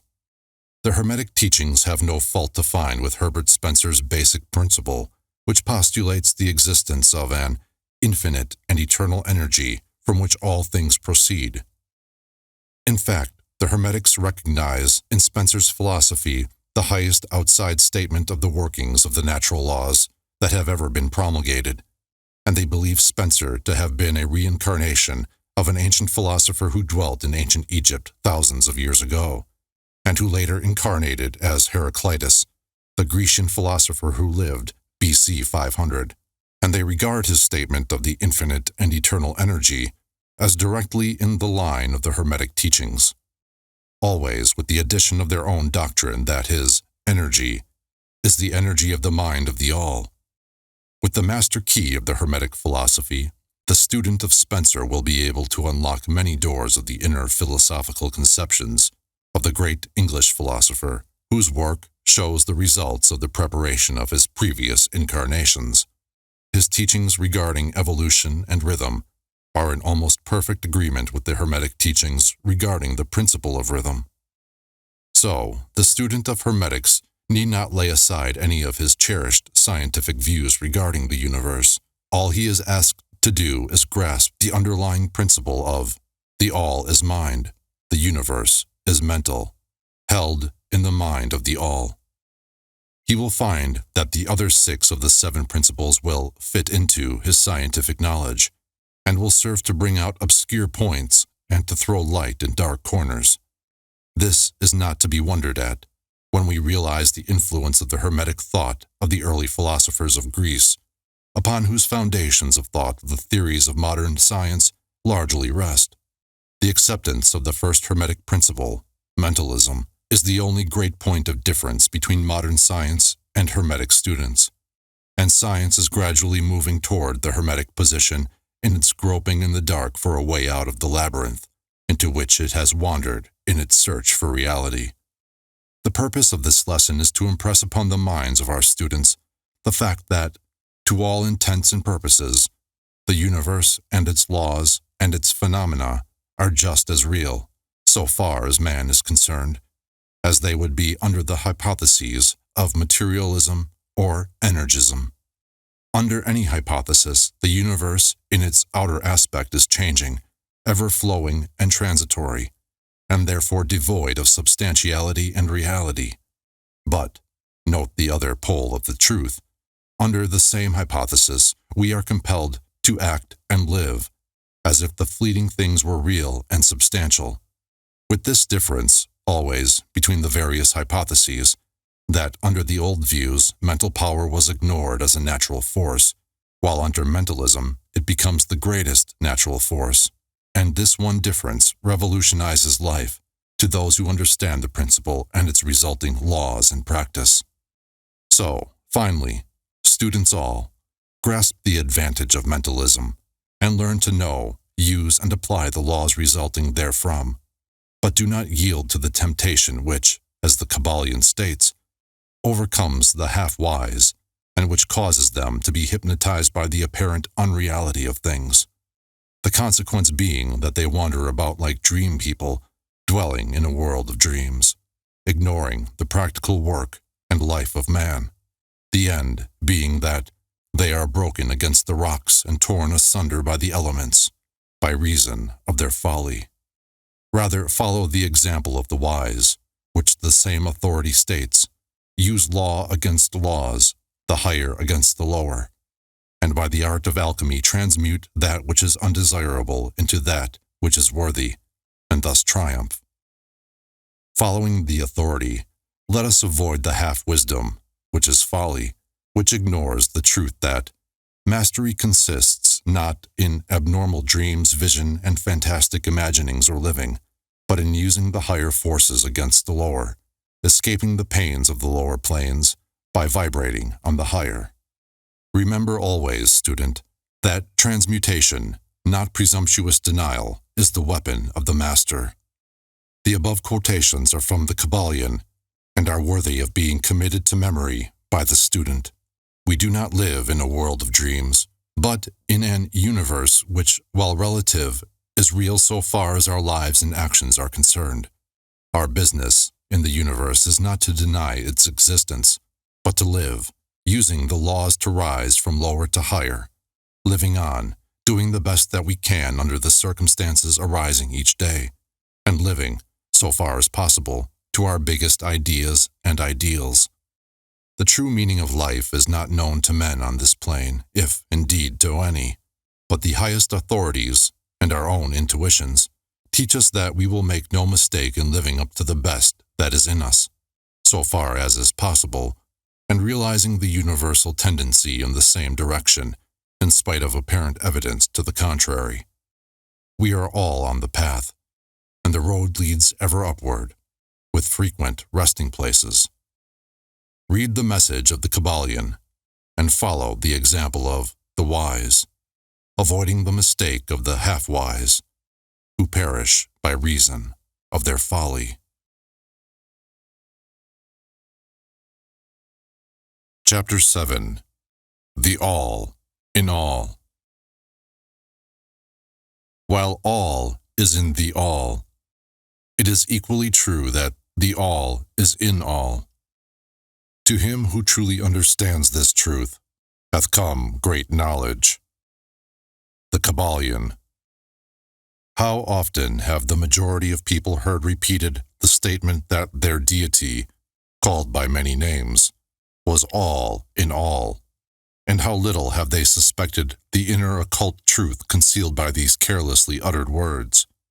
The commonly used expression is a survival of the ancient Hermetic maxim quoted above.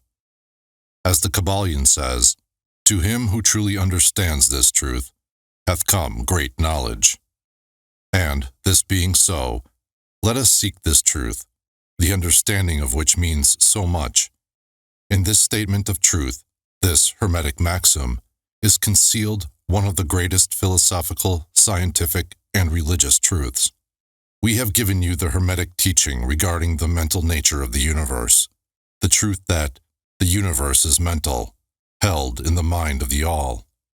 As the Kybalion says, in the passage quoted above, all is in the all. But note also the correlated statement that it is equally true that the all is in all.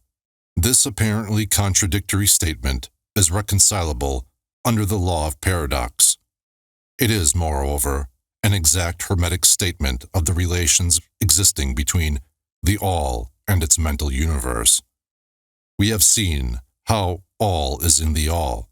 Now let us examine the other aspect of the subject. The Hermetic teachings are to the effect that the all is immanent in, remaining within, inherent, abiding within, its universe, and in every part, particle, unit, or combination within the universe.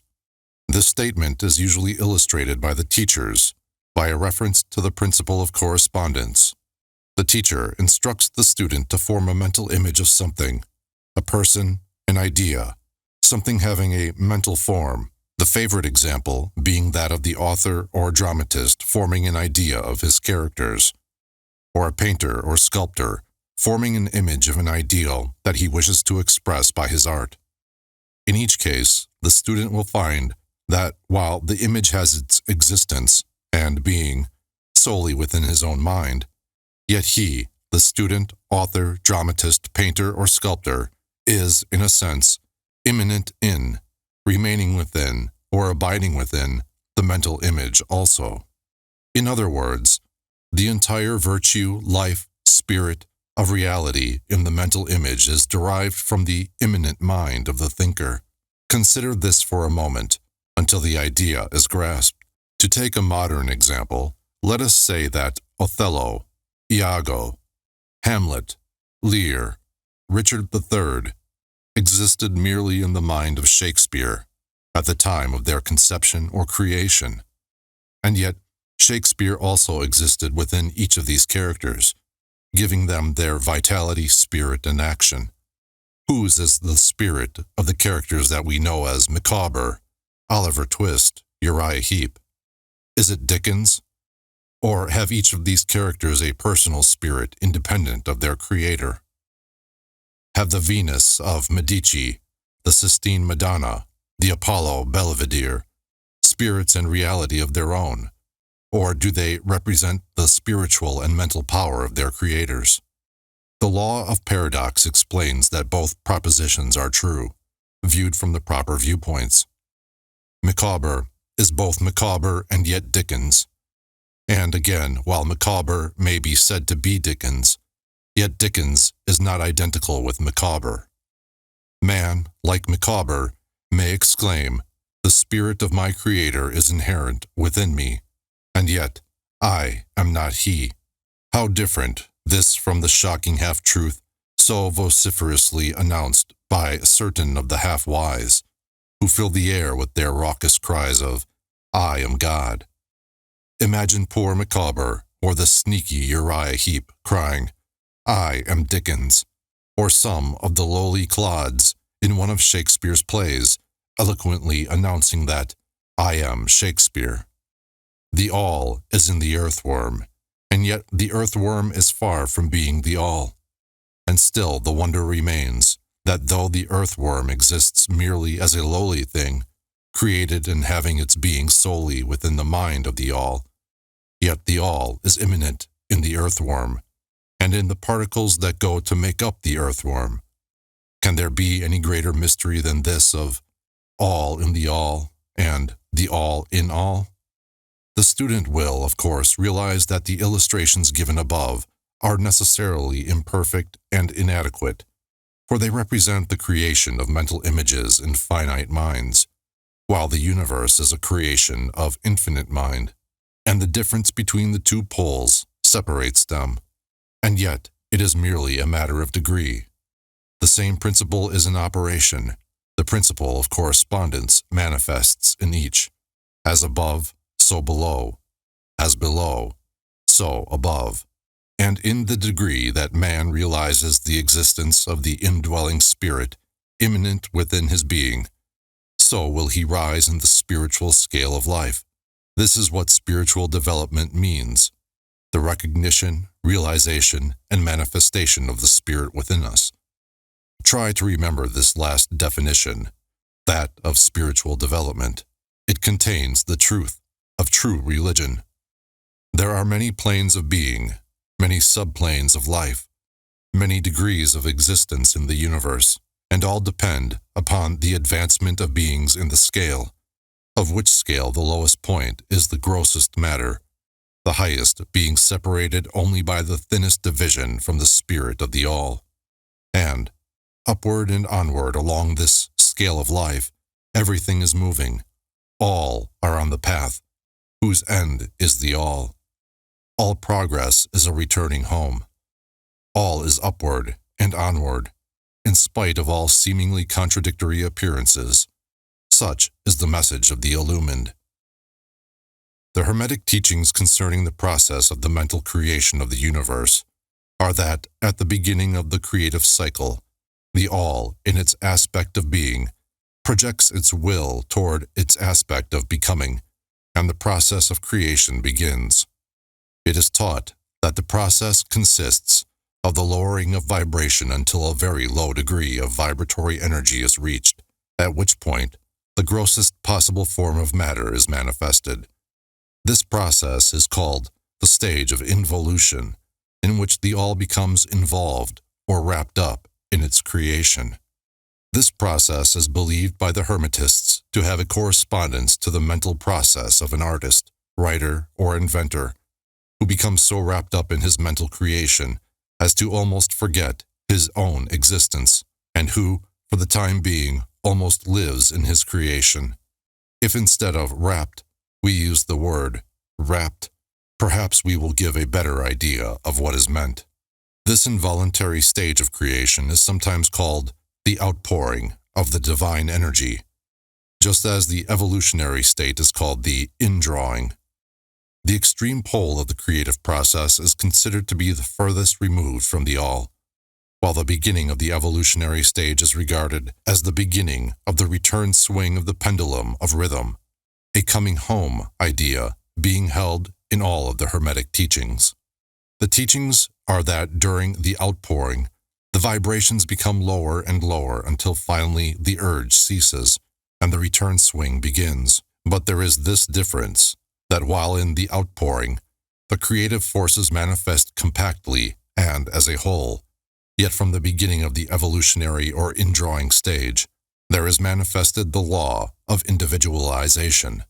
That is, the tendency to separate into units of force, so that finally, that which left the all as unindividualized energy returns to its source as countless, highly developed units of life, having risen higher and higher in the scale by means of physical, mental, and spiritual evolution. The ancient Hermetists used the word meditation in describing the process of the mental creation of the universe in the mind of the all, the word contemplation also being frequently employed, but the idea intended seems to be that of the employment of the divine attention. Attention is a word derived from the Latin root meaning to reach out, to stretch out, and so the act of attention is really a mental reaching out, extension of mental energy, so that the underlying idea is readily understood when we examine into the real meaning of attention. The Hermetic teachings regarding the process of evolution are that the all, having meditated upon the beginning of the creation, having thus established the material foundations of the universe, having thought it into existence, then gradually awakens or rouses from its meditation, and in so doing, starts into manifestation the process of evolution on the material, mental, and spiritual planes, successively and in order. Thus, the upward movement begins, and all begins to move spiritward. Matter becomes less gross. The units spring into being. The combinations begin to form. Life appears and manifests in higher and higher forms, and mind becomes more and more in evidence, the vibrations constantly becoming higher. In short, the entire process of evolution, in all of its phases, begins and proceeds according to the established laws of the indrawing process. All of this occupies aeons upon aeons of man's time, each aeon containing countless millions of years, but yet the illumined inform us that the entire creation, including involution and evolution of an universe, is but as the twinkle of the eye to the all. At the end of countless cycles of aeons of time, the all withdraws its attention, its contemplation and meditation of the universe, for the great work is finished, and all is withdrawn into the all, from which it emerged. But mystery of mysteries, the spirit of each soul is not annihilated, but is infinitely expanded. The created and the Creator are merged. Such is the report of the illumined.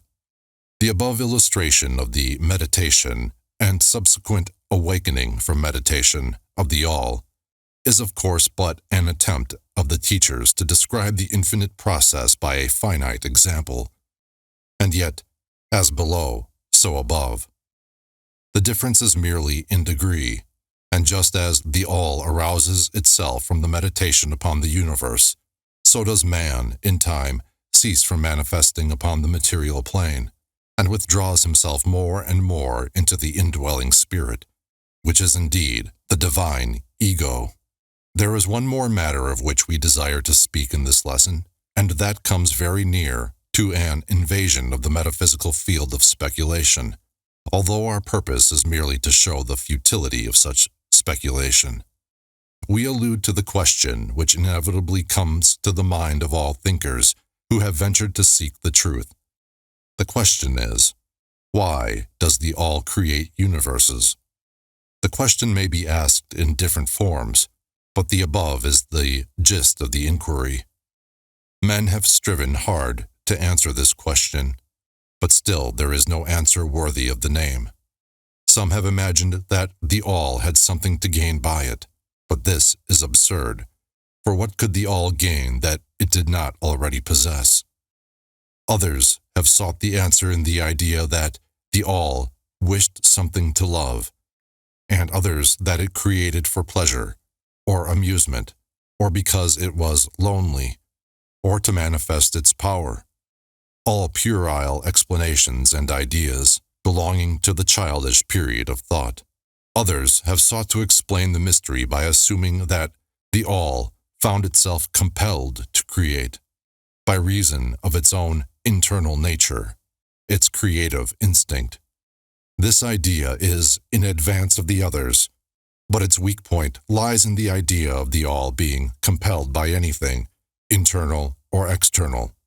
If its internal nature or creative instinct compelled it to do anything, then the internal nature or creative instinct would be the absolute instead of the all, and so accordingly that part of the proposition falls. And yet the all does create and manifest, and seems to find some kind of satisfaction in so doing, and it is difficult to escape the conclusion that in some infinite degree it must have what would correspond to an inner nature or creative instinct in man, with correspondingly infinite desire and will. It could not act unless it willed to act, and it would not will to act unless it desired to act, and it would not desire to act unless it obtained some satisfaction thereby. And all of these things would belong to an inner nature, and might be postulated as existing according to the law of correspondence. But, still, we prefer to think of the all as acting entirely free from any influence, internal as well as external. That is the problem which lies at the root of difficulty, and the difficulty that lies at the root of the problem. Strictly speaking, there cannot be said to be any reason whatsoever for the all to act, for a reason implies a cause, and the all is above cause and effect, except when it wills to become a cause, at which time the principle is set into motion. So, you see, the matter is unthinkable, just as the all is unknowable. Just as we say the all merely is, so we are compelled to say that the all acts because it acts. At the last, the all is all reason in itself, all law in itself, all action in itself. And it may be said truthfully that the all is its own reason, its own law, its own act, or still further that the all, its reason, its act, is law, are one, all being names for the same thing. In the opinion of those who are giving you these present lessons, the answer is locked up in the inner self of the all, along with its secret of being. The law of correspondence, in our opinion, reaches only to that aspect of the all, which may be spoken of as the aspect of becoming. Back of that aspect is the aspect of being, in which all laws are lost in law, all principles merge into principle, and the all, principle, and being are identical, one and the same. Therefore, metaphysical speculation on this point is futile. We go into the matter here merely to show that we recognize the question and also the absurdity of the ordinary answers of metaphysics and theology. In conclusion, it may be of interest to our students to learn that while some of the ancient and modern Hermetic teachers have rather inclined in the direction of applying the principle of correspondence to the question, with the result of the inner nature conclusion, still, the legends have it that Hermes the Great, when asked this question by his advanced students, answered them by pressing his lips tightly together and saying not a word, indicating that there was no answer. But then, he may have intended to apply the axiom of his philosophy that the lips of wisdom are closed, except to the ears of understanding, believing that even his advanced students did not possess the understanding which entitled them to the teaching. At any rate, if Hermes possessed the secret, he failed to impart it. And so far as the world is concerned, the lips of Hermes are closed regarding it. And where the great Hermes hesitated to speak, what mortal may dare to teach? But remember that whatever be the answer to this problem, if indeed there be an answer, the truth remains that, while all is in the all, it is equally true that the all is in all. The teaching on this point is emphatic, and we may add the concluding words of the quotation. To him who truly understands this truth hath come great knowledge. Chapter 8. Planes of Correspondence. As above, so below. As below, so above. The Kybalion. The great second Hermetic principle embodies the truth that there is a harmony, agreement, and correspondence between the several planes of manifestation, life, and being. This truth is a truth because all that is included in the universe emanates from the same source, and the same laws, principles, and characteristics apply to each unit, or combination of units, of activity, as each manifests its own phenomena upon its own plane. For the purpose of convenience of thought and study, the Hermetic philosophy considers that the universe may be divided into three great classes of phenomena, known as the three great planes, namely, the great physical plane, the great mental plane, the great spiritual plane. These divisions are more or less artificial and arbitrary, for the truth is that all of the three divisions are but ascending degrees of the great scale of life, the lowest point of which is undifferentiated matter, and the highest point that of spirit. And moreover, the different planes shade into each other, so that no hard and fast division may be made between the higher phenomena of the physical and the lower of the mental, or between the higher of the mental and the lower of the physical. In short, the three great planes may be regarded as three great groups of degrees of life manifestation. While the purposes of this little book do not allow us to enter into an extended discussion of or explanation of the subject of these different planes, still we think it well to give a general description of the same at this point.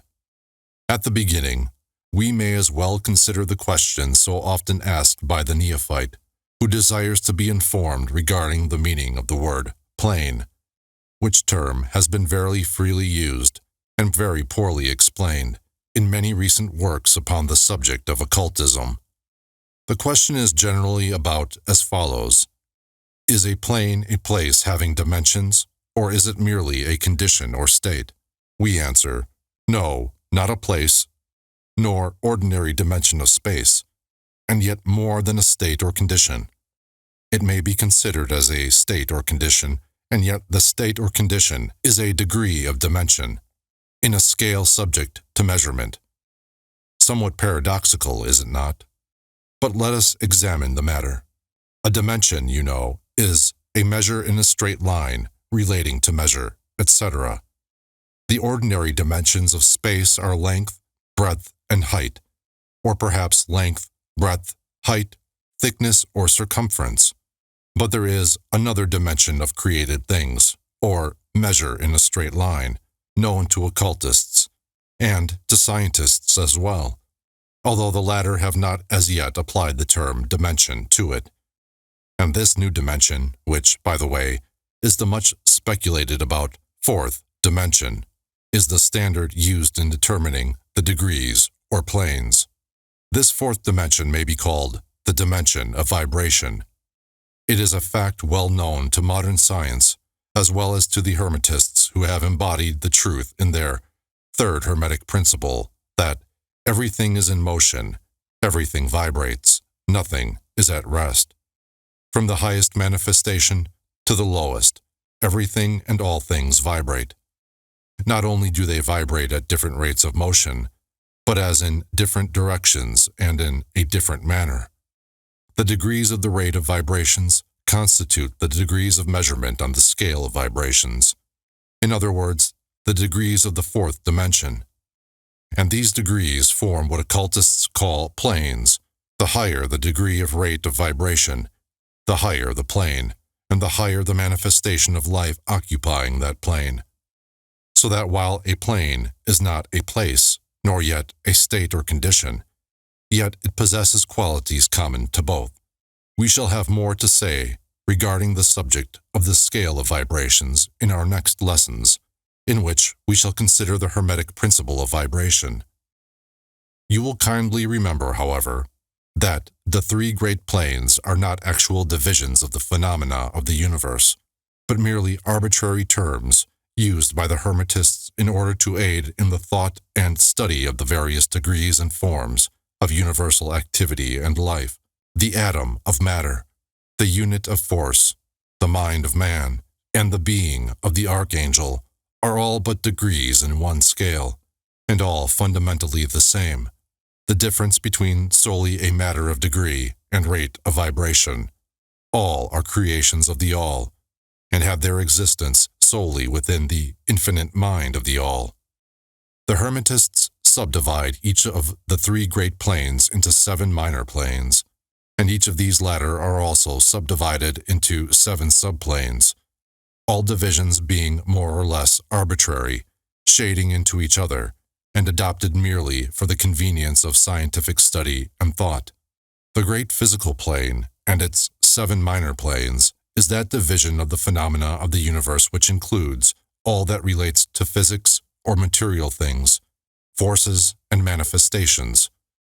It includes all forms of that which we call matter, and all forms of that which we call energy or force. But you must remember that the Hermetic philosophy does not recognize matter as a thing in itself, or as having a separate existence even in the mind of the All. The teachings are that matter is but a form of energy, that is, energy at a low rate of vibrations of a certain kind. And accordingly, the Hermetists classify matter under the head of energy and give to it 3 of the 7 minor planes of the great physical plane. These 7 minor physical planes are as follows: the plane of matter, A; the plane of matter, B; the plane of matter, C; the plane of ethereal substance; the plane of energy, A; the plane of energy, B; the plane of energy, C.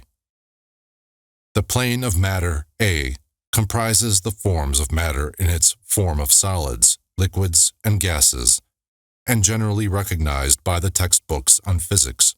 The plane of matter, B, comprises certain higher and more subtle forms of matter of the existence of which modern science is but now recognizing, the phenomena of radiant matter, in its phases of radium, etc., belonging to the lower subdivision of this minor plane.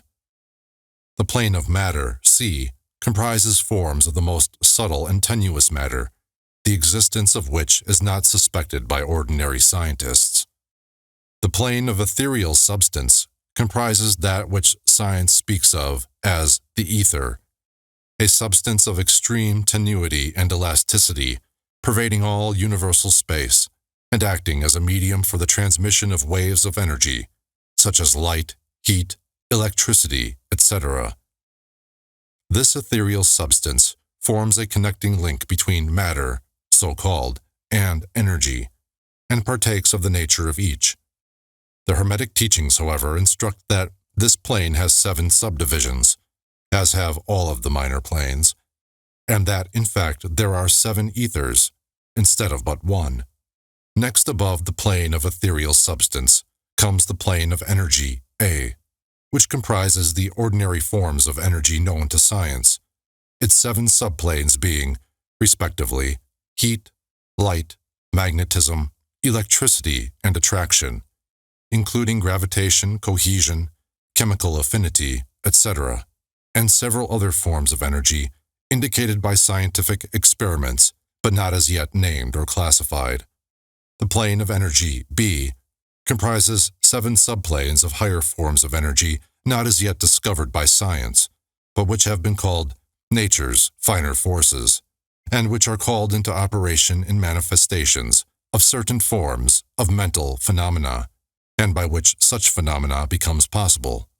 The plane of energy, C, comprises 7 subplanes of energy so highly organized that it bears many of the characteristics of life, but which is not recognized by the minds of men on the ordinary plane of development, being available for the use on beings of the spiritual plane alone.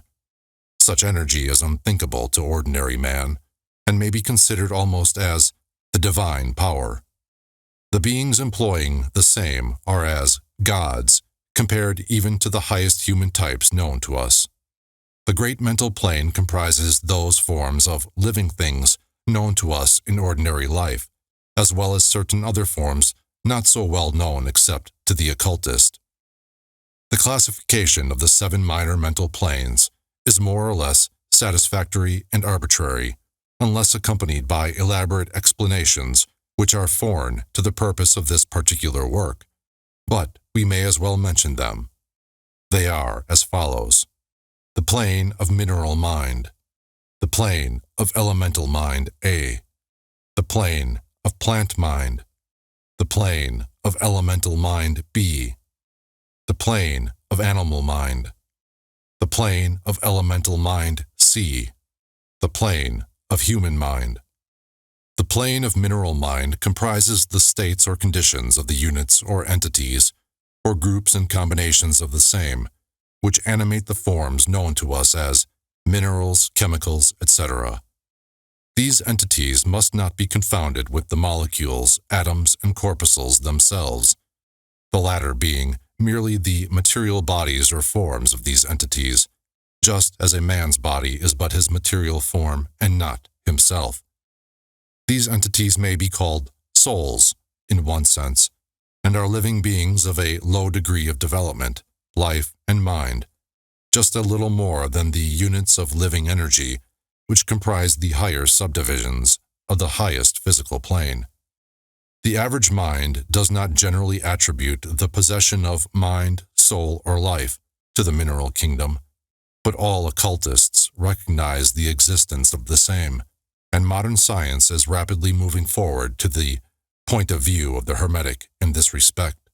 The molecules, atoms, and corpuscles have their loves and hates, likes and dislikes, attractions and repulsions, affinities and non-affinities, etc. And some of the more daring of modern scientific minds have expressed the opinion that the desire and will, emotions and feelings of the atoms differ only in degree from those of men. We have no time or space to argue this matter here.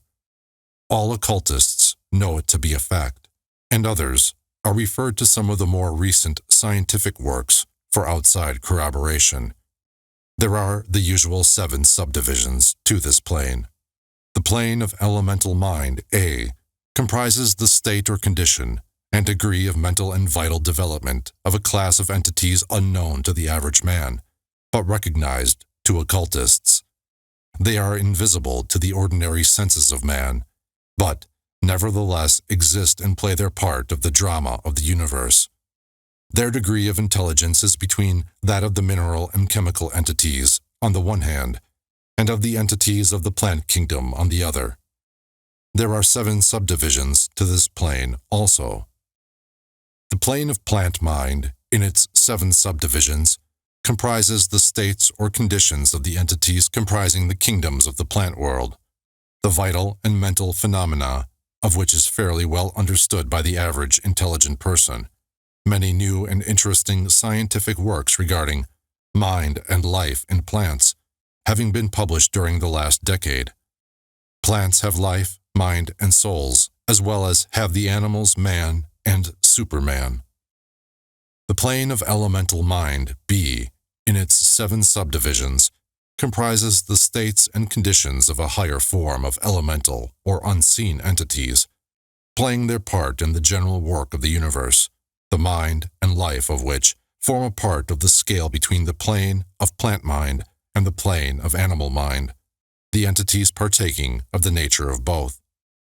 The plane of animal mind, in its 7 subdivisions, comprises the states and conditions of the entities, beings, or souls animating the animal forms of life, familiar to us all. It is not necessary to go into details regarding this kingdom or plane of life, for the animal world is as familiar to us as is our own. The plane of elemental mind, C, in its 7 subdivisions, comprises those entities or beings invisible, as are all such elemental forms, which partake of the nature of both animal and human life in a degree and in certain combinations. The highest forms are semi-human in intelligence. The plane of human mind, in its 7 subdivisions, comprises those manifestations of life and mentality which are common to man in his various grades, degrees, and divisions. In this connection, we wish to point out the fact that the average man of today occupies but the 4th subdivision of the plane of human mind, and only the most intelligent have crossed the borders of the 5th subdivision. It has taken the race millions of years to reach this stage, and it will take many more years for the race to move on to the 6th and 7th subdivisions and beyond. But remember that there have been races before us which have passed through these degrees and then on to higher planes. Our own race is the 5th, with stragglers from the 4th, which has set foot upon the path. And then there are a few advanced souls of our own race who have outstripped the masses, and who have passed on to the 6th and 7th subdivision, and some few being still further on. The man of the 6th subdivision will be the Superman. He of the 7th will be the Overman. In our consideration of the 7 minor mental planes, we have merely referred to the 3 elementary planes in a general way. We do not wish to go into this subject in detail in this work, for it does not belong to this part of the general philosophy and teachings. But we may say this much, in order to give you a little clearer idea of the relations of these planes to the more familiar ones.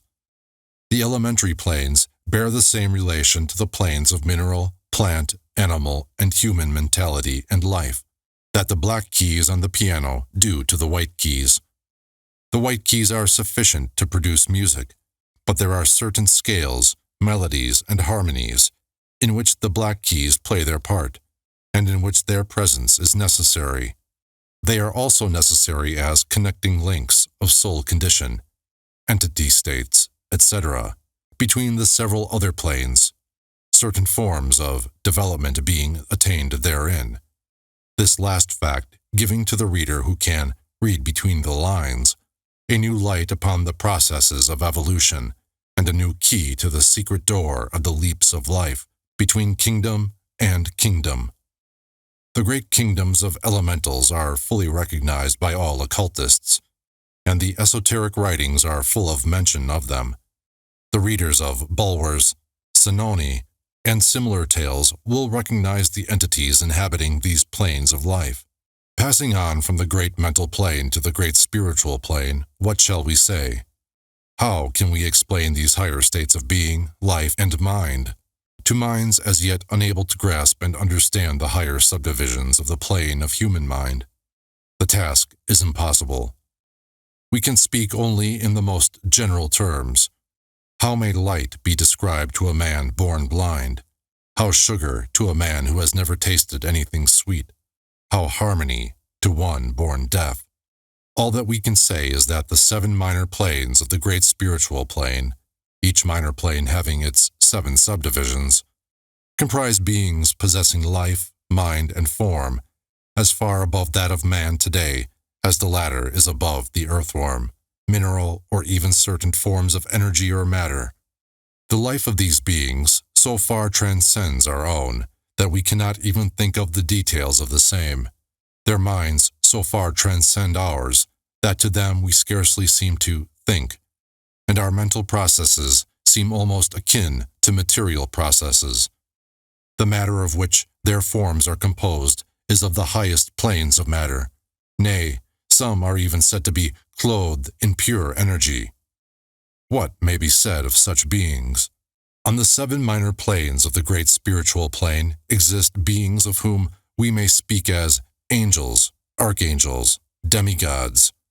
On the lower minor planes dwell those great souls whom we call masters and adepts. Above them come the great hierarchies of the angelic hosts, unthinkable to man, and above those come those who may without irreverence be called the gods. So high in the scale of being are they, their being, intelligence, and power being akin to those attributed by the races of men to their conceptions of deity. These beings are beyond even the highest flights of the human imagination, the word divine being the only one applicable to them. Many of these beings, as well as the angelic host, take the greatest interest in the affairs of the universe and play an important part in its affairs. These unseen divinities and angelic helpers extend their influence freely and powerfully in the process of evolution and cosmic progress. Their occasional intervention and assistance in human affairs have led to the many legends, beliefs, religions, and traditions of the race, past and present. They have superimposed their knowledge and power upon the world again and again, all under the law of the all, of course. But yet, even the highest of these advanced beings exist merely as creations of, and in, the mind of the all, and are subject to the cosmic processes and universal laws. They are still mortal. We may call them gods if we like, but still, they are but the elder brethren of the race, the advanced souls who have outstripped their brethren, and who have foregone the ecstasy of absorption by the all, in order to help the race on its upward journey along the path. But they belong to the universe, and are subject to its conditions. They are mortal, and their plane is below that of absolute spirit. Only the most advanced Hermetists are able to grasp the inner teachings regarding the state of existence and the powers manifested on the spiritual planes. The phenomena is so much higher than that of the mental planes that a confusion of ideas would surely result from an attempt to describe the same. Only those whose minds have been carefully trained along the lines of the Hermetic Philosophy for years, yes, those who have brought with them from other incarnations the knowledge acquired previously, can comprehend just what is meant by the teaching regarding these spiritual planes. And much of these inner teachings is held by the Hermetists as being too sacred, important, and even dangerous for general public dissemination. The intelligent student may recognize what we mean by this when we state that the meaning of spirit, as used by the Hermetists, is akin to living power, animated force, inner essence, essence of life, etc., which meaning must not be confounded with that usually and commonly employed in connection with the term, such as religious, ecclesiastical, spiritual, ethereal, holy, etc., etc. To occultists, the word spirit is used in the sense of the animating principle, carrying with it the idea of power, living energy, mystic force, etc. And occultists know that that which is known to them as spiritual power may be employed for evil as well as good ends, in accordance with the principle of polarity, a fact which has been recognized by the majority of religions in their conceptions of Satan, Beelzebub, the devil, Lucifer, fallen angels, etc. And so the knowledge regarding these planes has been kept in the Holy of Holies, in all esoteric fraternities and occult orders, in the secret chamber of the temple. But this may be said here, that those who have attained high spiritual powers and have misused them have a terrible fate in store for them, and the swing of the pendulum of rhythm will inevitably swing them back to the furthest extreme of material existence, from which point they must retrace their steps spiritward along the weary rounds of the path, but always with the added torture of having always with them a lingering memory of the heights from which they fell, owing to their evil actions. The legends of the fallen angels have a basis in actual facts, as all advanced occultists know. The striving for selfish power on the spiritual planes inevitably results in the selfish soul losing its spiritual balance and falling back as far as it had previously risen. But to even such a soul, the opportunity of a return is given, and such souls make the return journey, paying the terrible penalty according to the invariable law. In conclusion, we would again remind you that according to the principle of correspondence which embodies the truth, as above, so below, as below, so above, all of the 7 Hermetic principles are in full operation on all of the many planes, physical, mental, and spiritual. The principle of mental substance, of course, applies to all the planes, for all are held in the mind of the all. The principle of correspondence manifests in all, for there is a correspondence, harmony, and agreement between the several planes. The principle of vibration manifests on all planes. In fact, the very differences that go to make the planes arise from vibration, as we have explained. The principle of polarity manifests on each plane, the extremes of the poles being apparently opposite and contradictory. The principle of rhythm manifests on each plane, the movement of the phenomena having its ebb and flow, rise and flow, incoming and outgoing. The principle of cause and effect manifests on each plane, every effect having its cause and every cause having its effect. The principle of gender manifests on each plane, the creative energy being always manifest and operating along the lines of its masculine and feminine aspects. As above, so below. As below, so above. This centuries-old Hermetic axiom embodies one of the great principles of universal phenomena. As we proceed with our consideration of the remaining principles, we will see even more clearly the truth of the universal nature of this great principle of correspondence.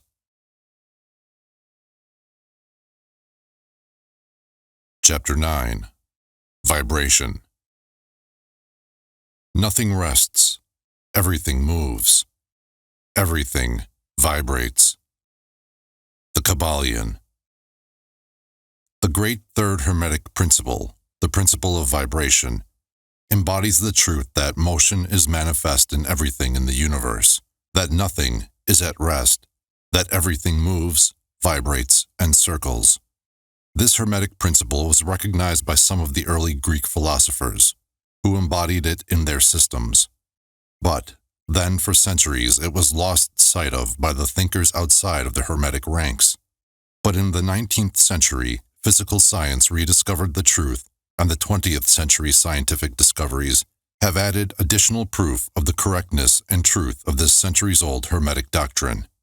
The Hermetic teachings are that not only is everything in constant movement and vibration, but that the differences between the various manifestations of the universal power are due entirely to the varying rate and mode of vibrations. Not only this, but that even the all, in itself, manifests a constant vibration of such an infinite degree of intensity and rapid motion that it may be practically considered as at rest. The teachers directing the attention of the students to the fact that even on the physical plane, a rapidly moving object, such as a revolving wheel, seems to be at rest. The teachings are to the effect that spirit is at one end of the pole of vibration, the other pole being certain extremely gross forms of matter. Between these two poles are millions upon millions of different rates and modes of vibration. Modern science has proven that all that we call matter and energy are but modes of vibratory motion, and some of the more advanced scientists are rapidly moving toward the positions of the occultists, who hold that the phenomena of mind are likewise modes of vibration or motion. Let us see what science has to say regarding the question of vibrations in matter and energy. In the first place, science teaches that all matter manifests, in some degree, the vibrations arising from temperature or heat, be an object cold or hot, both being but degrees of the same things. It manifests certain heat vibrations, and in that sense is in motion and vibration.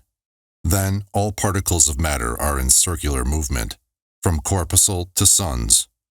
The planets revolve around suns, and many of them turn on their axes. The suns move around greater central points, and these are believed to move around still greater, and so on ad infinitum. The molecules of which the particular kinds of matter are composed are in a state of constant vibration and movement around each other and against each other. The molecules are composed of atoms, which, likewise, are in a state of constant movement and vibration. The atoms are composed of corpuscles, sometimes called electrons, ions, etc., which are also in a state of rapid motion, revolving around each other, and which manifest a very rapid state and mode of vibration. And so we see that all forms of matter manifest vibration in accordance with the Hermetic principle of vibration. And so it is with the various forms of energy. Science teaches that light, heat, magnetism, and electricity are but forms of vibratory motion connected in some way with, and probably emanating from the ether. Science does not as yet attempt to explain the nature of the phenomena known as cohesion, which is the principle of molecular attraction, nor chemical affinity, which is the principle of atomic attraction, nor gravitation, the greatest mystery of the three, which is the principle of attraction by which every particle or mass of matter is bound to every other particle or mass. These three forms of energy are not as yet understood by science, yet the writers incline to the opinion that these two are manifestations of some form of vibratory energy, a fact which the Hermetists have held and taught for ages past. The universal ether, which is postulated by science without its nature being understood clearly, is held by the Hermetists to be but a higher manifestation of that which is erroneously called matter. That is to say, matter at a higher degree of vibration, and is called by them the ethereal substance. The Hermetists teach that this ethereal substance is of extreme tenuity and elasticity, and pervades universal space, serving as a medium of transmission of waves of vibratory energy such as heat, light, electricity, magnetism, etc. The teachings are that the ethereal substance is a connecting link between the forms of vibratory energy known as matter, on the one hand, and energy or force on the other, and also that it manifests a degree of vibration in rate and mode entirely on its own. Scientists have offered the illustration of a rapidly moving wheel, top or cylinder, to show the effects of increasing rates of vibration. The illustration supposes a wheel, top, or revolving cylinder running at a low rate of speed. We will call this revolving thing the object, in following out the illustration. Let us suppose the object is moving slowly. It may be seen readily, but no sound of its movement reaches the ear. The speed is gradually increased. In a few moments, its movement becomes so rapid that a deep growl or low note may be heard. Then, as the rate is increased, the note rises one in the musical scale. Then, the motion being still further increased, the next highest note is distinguished. Then, one after another, all the notes of the musical scale appear, rising higher and higher as the motion is increased. Finally, when the motions have reached a certain rate, the final note perceptible to human ears is reached, and the shrill, piercing shriek dies away, and silence follows. No sound is heard from the revolving object, the rate of motion being so high that the human ear cannot register the vibrations. Then comes the perception of rising degrees of heat. Then after quite a time, the eye catches a glimpse of the object becoming a dull, dark reddish color. As the rate increases, the red becomes brighter. Then, as the speed is increased, the red melts into an orange. Then the orange melts into a yellow. Then follow, successively, the shades of green, blue, indigo, and finally violet, as the rate of speed increases. Then the violet shades away, and all colors disappear, the human eye not being able to register them. But there are invisible rays emanating from the revolving object, the rays that are used in photographing, and other subtle rays of light. Then begin to manifest the peculiar rays known as the X-rays, etc., as the constitution of the object changes. Electricity and magnetism are emitted when the appropriate rate of vibration is attained. When the object reaches a certain state of vibration, its molecules disintegrate and resolve themselves into the original elements or atoms. Then the atoms, following the principle of vibration, are separated into the countless corpuscles of which they are composed. And finally, even the corpuscles disappear and the object may be said to be composed of the ethereal substance. Science does not dare to follow the illustration further, but the Hermetists teach that if the vibrations be continually increased, the object would mount up the successive states of manifestation and would, in turn, manifest the various mental stages, and then on spiritward until it would finally re-enter the All, which is absolute spirit. The object, however, would have ceased to be an object long before the stage of ethereal substance was reached. But otherwise, the illustration is correct inasmuch as it shows the effect of constantly increased rates and modes of vibration.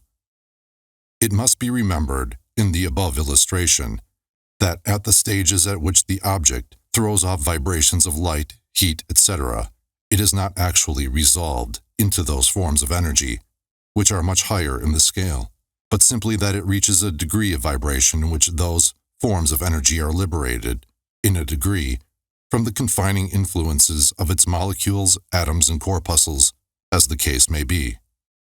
These forms of energy, although much higher in the scale than matter, are imprisoned and confined in the material combinations, by reason of the energies manifesting through and using material forms, but thus becoming entangled and confined in their creations of material forms, which, to an extent, is true of all creations, the creating force becoming involved in its creation.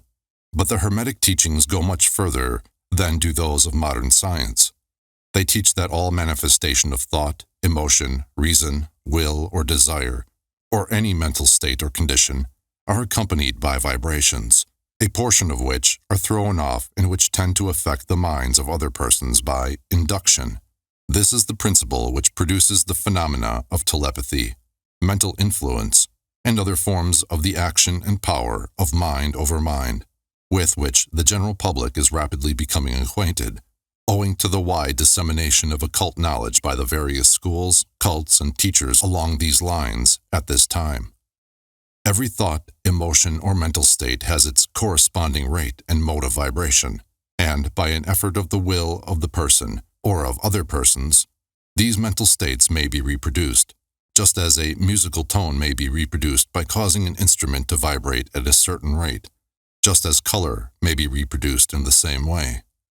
By a knowledge of the principle of vibration, as applied to mental phenomena, one may polarize his mind at any degree he wishes, thus gaining a perfect control over his mental states, moods, etc.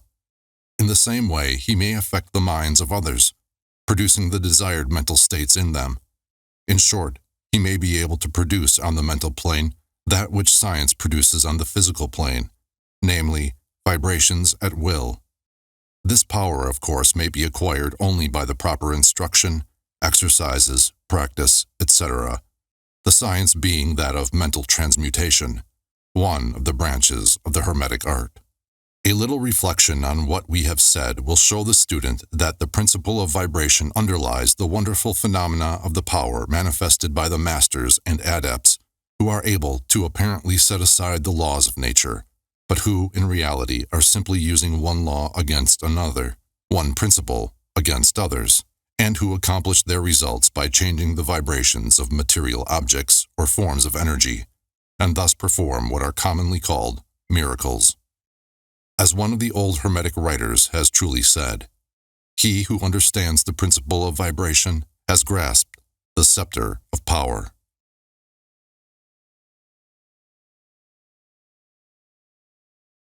Chapter 10. Polarity. Everything is dual. Everything has poles. Everything has its pair of opposites. Like and unlike are the same. Opposites are identical in nature, but different in degree. Extremes meet. All truths are but half-truths. All paradoxes may be reconciled. The Kybalion.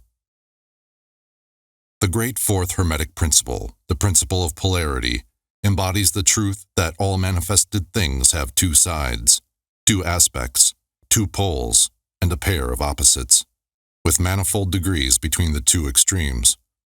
The old paradoxes, which have ever perplexed the mind of men, are explained by an understanding of this principle. Man has always recognized something akin to this principle, and has endeavored to express it by such sayings, maxims, and aphorisms as the following: everything is and isn't at the same time. All truths are but half-truths. Every truth is half false. There are two sides to everything. There is a reverse side to every shield, etc., etc. The Hermetic teachings are to the effect that the difference between things seemingly diametrically opposed to each other is merely a matter of degree. It teaches that the pairs of opposites may be reconciled, and that thesis and antithesis are identical in nature but different in degree, and that the universal reconciliation of opposites is affected by a recognition of this principle of polarity. The teachers claim that illustrations of this principle may be had on every hand, and from an examination into the real nature of anything, they begin by showing that spirit and matter are but two poles of the same thing, the intermediate planes being merely degrees of vibration. They show that the all and the many are the same, the difference being merely a matter of degree of mental manifestation. Thus the law and laws are the two opposite poles of one thing. Likewise, principle and principles, infinite mind and finite minds. Then, passing on to the physical plane, they illustrate the principle by showing that heat and cold are identical in nature, the difference being merely a matter of degrees. The thermometer shows many degrees of temperature, the lowest pole being called cold and the highest heat. Between these two poles are many degrees of heat or cold. Call them either and you are equally correct. The higher of 2 degrees is always warmer, while the lower is always colder. There is no absolute standard. All is a matter of degree. There is no place on the thermometer where heat ceases and cold begins. It is all a matter of higher or lower vibrations. The very terms high and low, which we are compelled to use, are but poles of the same thing. The terms are relative. So with east and west, travel around the world in an eastward direction, and you will reach a point which is called west at your starting point, and you return from that westward point. Travel far enough north, and you will find yourself traveling south, or vice versa. Light and darkness are poles of the same thing, with many degrees between them. The musical scale is the same. Starting with C, you move upward until you reach another C, and so on. The differences between the two ends of the board being the same, with many degrees between the two extremes. The scale of color is the same, higher and lower vibrations being the only difference between high violet and low red. Large and small are relative, so are noise and quiet. Hard and soft follow the rule. Likewise, sharp and dull. Positive and negative are two poles of the same thing, with countless degrees between them. Good and bad are not absolute. We call one end of the scale good and the other bad, or one end good and the other evil, according to the use of the terms. A thing is less good than the thing higher in the scale, but that less good thing, in turn, is more good than the thing next below it, and so on, the more or less being regulated by the position on the scale. And so it is on the mental plane. Love and hate are generally regarded as being things diametrically opposed to each other, entirely different, unreconcilable. But we apply the principle of polarity. We find that there is no such thing as absolute love or absolute hate, as distinguished from each other. The two are merely terms applied to the two poles of the same thing. Beginning at any point of the scale, we find more love or less hate as we ascend the scale, and more hate or less love as we descend, this being true no matter from what point, high or low, we may start. There are degrees of love and hate, and there is a middle point where like and dislike become so faint that it is difficult to distinguish between them. Courage and fear come under the same rule. The pairs of opposites exist everywhere. Where you find one thing, you find its opposite, the two poles. And it is this fact that enables the Hermetist to transmute one mental state into another along the lines of polarization. Things belonging to different classes cannot be transmuted into each other, but things of the same class may be changed. That is, may have their polarity changed. Thus love never becomes east or west, or red or violet, but it may and often does turn into hate, and likewise hate may be transformed into love by changing its polarity. Courage may be transmuted into fear, and the reverse. Hard things may be rendered soft, dull things become sharp, hot things become cold, and so on, the transmutation always being between things of the same kind of different degrees. Take the case of a fearful man. By raising his mental vibrations along the line of fear and courage, he can be filled with the highest degree of courage and fearlessness. And likewise, the slothful man may change himself into an active, energetic individual simply by polarizing along the lines of the desired quality. The student who is familiar with the processes by which the various schools of mental science, etc., produce changes in the mental states of those following their teachings may not readily understand the principle underlying many of these changes. When, however, the principle of polarity is once grasped, and it is seen that the mental changes are occasioned by a change of polarity, a sliding along the same scale, the latter is readily understood. The change is not in the nature of a transmutation of one thing into another thing entirely different, but is merely a change of degree in the same things, a vastly important difference.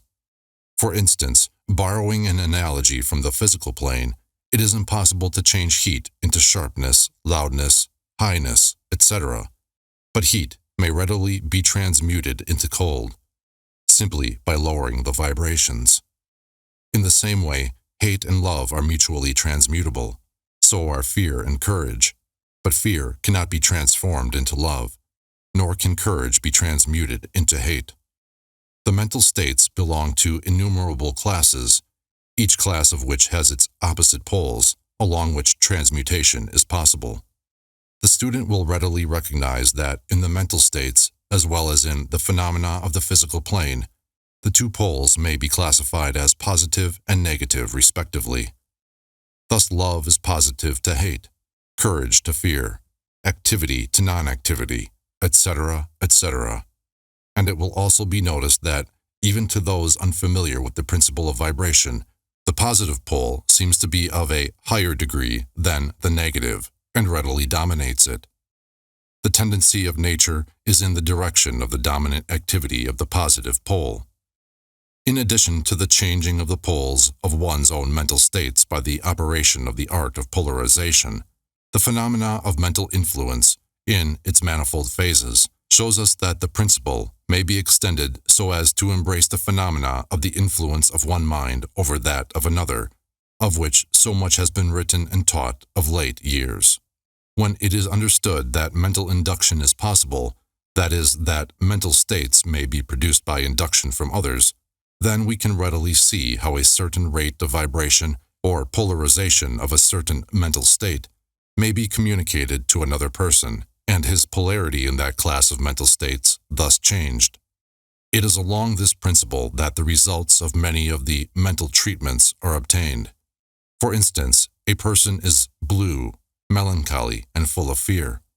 A mental scientist bringing his own mind up to the desired vibration by his trained will, and thus obtaining the desired polarization in his own case, then produces a similar mental state in the other by induction, the result being that the vibrations are raised and the person polarizes toward the positive end of the scale instead of toward the negative, and his fear and other negative emotions are transmuted to courage and similar positive mental states.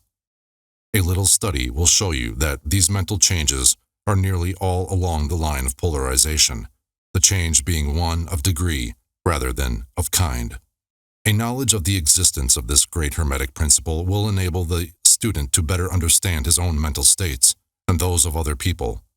He will see that these states are all matters of degree, and seeing thus, he will be able to raise or lower the vibration at will, to change his mental poles, and thus be master of his mental states, instead of being their servant and slave, and by his knowledge, he will be able to aid his fellows intelligently, and by the appropriate methods, change the polarity when the same is desirable. We advise all students to familiarize themselves with this principle of polarity, for a correct understanding of the same will throw light on many difficult subjects. Chapter 11. Rhythm. Everything flows out and in, Everything has its tides. All things rise and fall. The pendulum swing manifests in everything. The measure of the swing to the right is the measure of the swing to the left. Rhythm compensates. The Kybalion. The great fifth Hermetic principle, the principle of rhythm, embodies the truth that in everything there is manifested a measured motion, a to and from movement, a flow and inflow, a swing forward and backward, a pendulum-like movement, a tide-like ebb and flow, a high tide and a low tide, between the two poles manifest on the physical, mental, or spiritual planes. The principle of rhythm is closely connected with the principle of polarity described in the preceding chapter. Rhythm manifests between the two poles established by the principle of polarity. This does not mean, however, that the pendulum of rhythm swings to the extreme poles, for this rarely happens. In fact, it is difficult to establish the extreme polar opposites in the majority of cases. But the swing is ever toward first one pole and then the other. There is always an action and reaction, an advance and a retreat, a rising and a sinking, manifested in all the airs and phenomena of the universe. Suns, worlds, men, animals, plants, minerals, forces, energy, mind and matter, yes, even spirit, manifests this principle. The principle manifests in the creation and destruction of worlds, in the rise and fall of nations, in the life history of all things, and finally, in the mental states of man. Beginning with the manifestations of spirit, of the all, it will be noticed that there is ever the outpouring and the indrawing, the outbreathing and inbreathing of Brahm, as the Brahmins word it. Universes are created, reach their extreme low point of materiality, and then begin their upward swing. Suns spring into being, and then their height of power being reached, the process of retrogression begins, and after aeons they become dead masses of matter, awaiting another impulse which starts again their inner energies into activity, and a new solar life cycle is begun. And thus it is with all the worlds. They are born, grow, and die, only to be reborn. And thus it is with all the things of shape and form. They swing from action to reaction, from birth to death, from activity to inactivity, and then back again. Thus it is with all living things. They are born, grow, and die, and then are reborn. So it is with all great movements, philosophies, creeds, fashions, governments, nations, and all else. Birth, growth, maturity, decadence, death, and then new birth. The swing of the pendulum is ever in evidence. Night follows day, and day night. The pendulum swings from summer to winter, and then back again. The corpuscles, atoms, molecules, and all masses of matter swing around the circle of their nature. There is no such thing as absolute rest or cessation from movement, and all movement partakes of rhythm. The principle is of universal application. It may be applied to any question or phenomena of any of the many planes of life. It may be applied to all phases of human activity. There is always the rhythmic swing from one pole to the other. The universal pendulum is ever in motion. The tides of life flow in and out, according to law. The principle of rhythm is well understood by modern science, and is considered a universal law as applied to material things. But the Hermetists carry the principle much further, and know that its manifestations and influence extend to the mental activities of man, and that it accounts for the bewildering succession of moods, feelings, and other annoying and perplexing changes that we notice in ourselves. But the Hermetists, by studying the operations of this principle, have learned to escape some of its activities by transmutation. The Hermetic masters long since discovered that, while the principle of rhythm was invariable and ever in evidence in mental phenomena, still there were two planes of its manifestation so far as mental phenomena are concerned. They discovered that there were two general planes of consciousness, the lower and the higher, the understanding of which fact enabled them to rise to the higher plane and thus escape the swing of the rhythmic pendulum, which manifested on the lower plane. In other words, the swing of the pendulum occurred on the unconscious plane, and the consciousness was not affected. This they call the law of neutralization.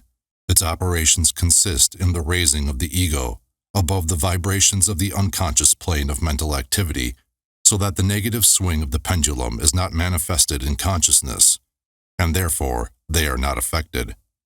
It is akin to rising above a thing and letting it pass beneath you. The Hermetic master or advanced student polarizes himself at the desired pole, and by a process akin to refusing to participate in the backward swing, or, if you prefer, a denial of its influence over him, he stands firm in his polarized position and allows the mental pendulum to swing back along the unconscious plane. All individuals who have attained any degree of self-mastery accomplish this, more or less, unknowingly, and by refusing to allow their moods and negative mental states to affect them, they apply the law of neutralization. The master, however, carries this to a much higher degree of proficiency, and by the use of his will, he attains a degree of poise and mental firmness almost impossible of belief on the part of those who allow themselves to be swung backward and forward by the mental pendulum of moods and feelings. The importance of this will be appreciated by any thinking person who realizes what creatures of moods, feelings, and emotion the majority of people are, and how little mastery of themselves they manifest. If you will stop and consider a moment, you will realize how much of these swings of rhythm have affected you in your life, how a period of enthusiasm has been invariably followed by an opposite feeling and mood of depression. Likewise, your moods and periods of courage have been succeeded by equal moods of fear. And so it has ever been with the majority of persons. Tides of feeling have ever risen and fallen with them, but they have never suspected the cause or reason of the mental phenomena. An understanding of the workings of this principle will give one the key to the mastery of these rhythmic swings of feeling, and will enable him to know himself better and to avoid being carried away by these inflows and outflows. The will is superior to the conscious manifestation of this principle, although the principle itself can never be destroyed. We may escape its effects, but the principle operates nevertheless. The pendulum ever swings, although we may escape being carried along with it. There are other features of the operation of this principle of rhythm, of which we wish to speak at this point. There comes into its operations that which is known as the law of compensation. One of the definitions or meanings of the word compensate is to counterbalance, which is the sense in which the Hermetists use the term. It is this law of compensation to which the Kybalion refers when it says, "The measure of the swing to the right is the measure of the swing to the left." Rhythm compensates. The law of compensation is that the swing in one direction determines the swing in the opposite direction, or to the opposite pole. The one balances or counterbalances the other. On the physical plane, we see many examples of this law. The pendulum of the clock swings a certain distance to the right, and then an equal distance to the left. The seasons balance each other in the same way. The tides follow the same law, and the same law is manifested in all phenomena of rhythm. The pendulum, with a short swing in one direction, has but a short swing in the other, while the long swing to the right invariably means the long swing to the left. An object hurled upward to a certain height has an equal distance to traverse on its return. The force with which a projectile is sent upward a mile is reproduced when the projectile returns to the earth on its return journey. This law is constant on the physical plane, as reference to the standard authorities will show you. But the Hermetists carry it still further. They teach that a man's mental states are subject to the same law. The man who enjoys keenly is subject to keen suffering, while he who feels but little pain is capable of feeling but little joy. The pig suffers but little mentally and enjoys but little. He is compensated. And on the other hand, there are other animals who enjoy keenly, but whose nervous organism and temperament cause them to suffer exquisite degrees of pain, and so it is with man. There are temperaments which permit of but low degrees of enjoyment, and equally low degrees of suffering, while there are others which permit the most intense enjoyment, but also the most intense suffering. The rule is that the capacity for pain and pleasure in each individual are balanced. The law of compensation is in full operation here. But the Hermetists go still further in this matter.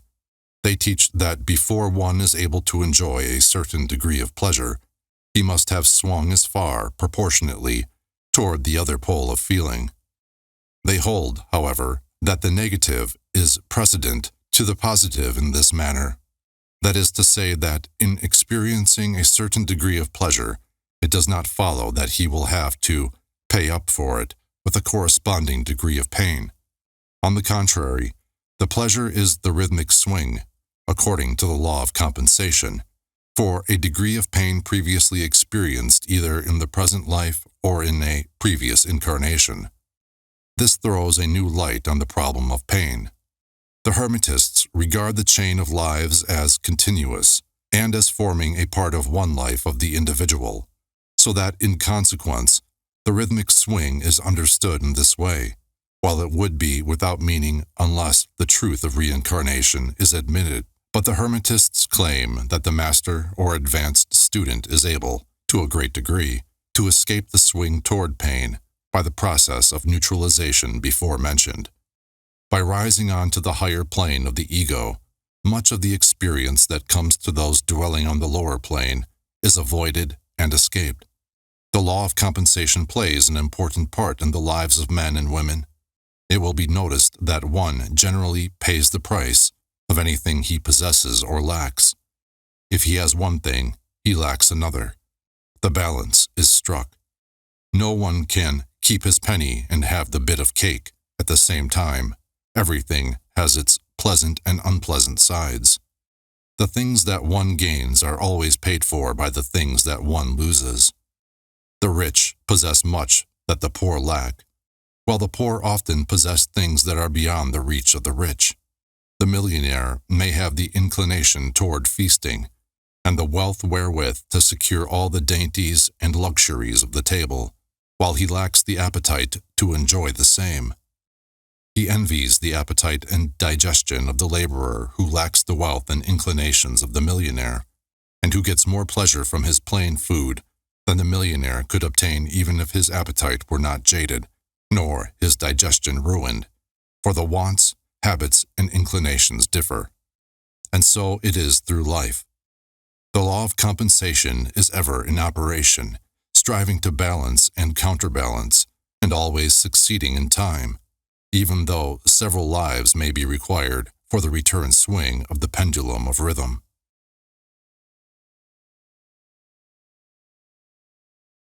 Chapter 12. Causation. Every cause has its effect. Every effect has its cause. Everything happens according to law. Chance is but a name for law not recognized. There are many planes of causation, but nothing escapes the law. The Kybalion.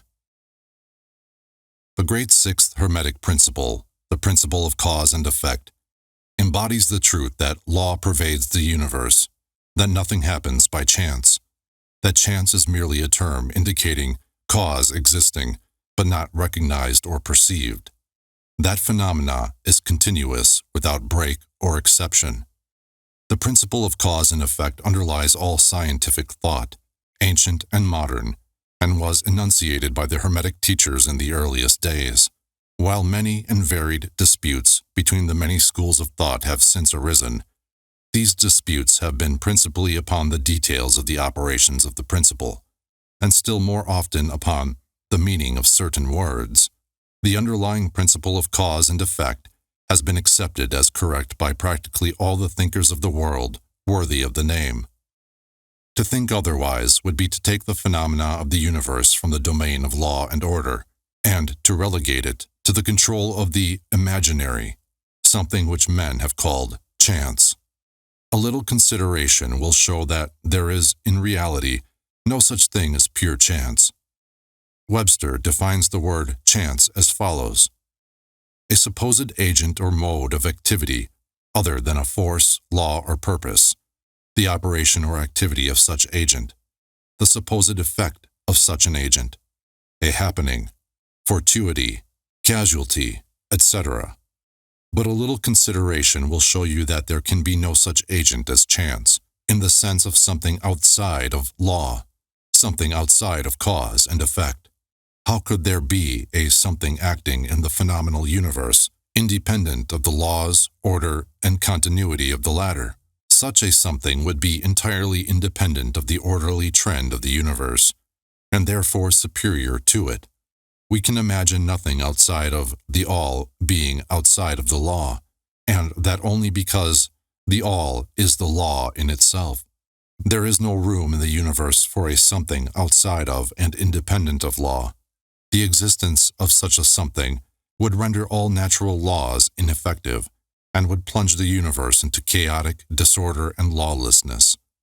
A careful examination will show that what we call chance is merely an expression relating to obscure causes, causes that we cannot perceive, causes that we cannot understand. The word chance is derived from a word meaning to fall, as the falling of dice. The idea being that the fall of the dice and many other happenings are merely a happening, unrelated to any cause, and this is the sense in which the term is generally employed. But when the matter is closely examined, it is seen that there is no chance whatsoever about the fall of the dice.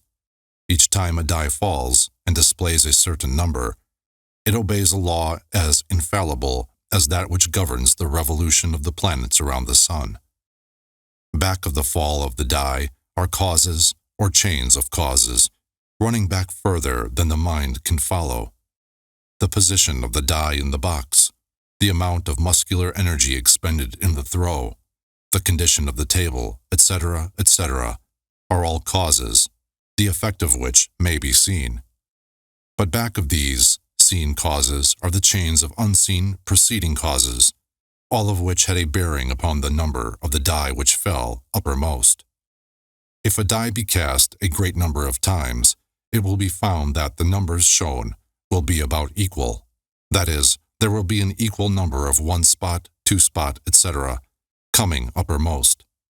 Toss a penny in the air, and it may come down either heads or tails, but make a sufficient number of tosses, and the heads and tails will about even up. This is the operation of the law of average. But both the average and the single toss come under the law of cause and effect. And if we were able to examine into the preceding causes, it would be clearly seen that it was simply impossible for the die to fall other than it did, under the same circumstances and at the same time.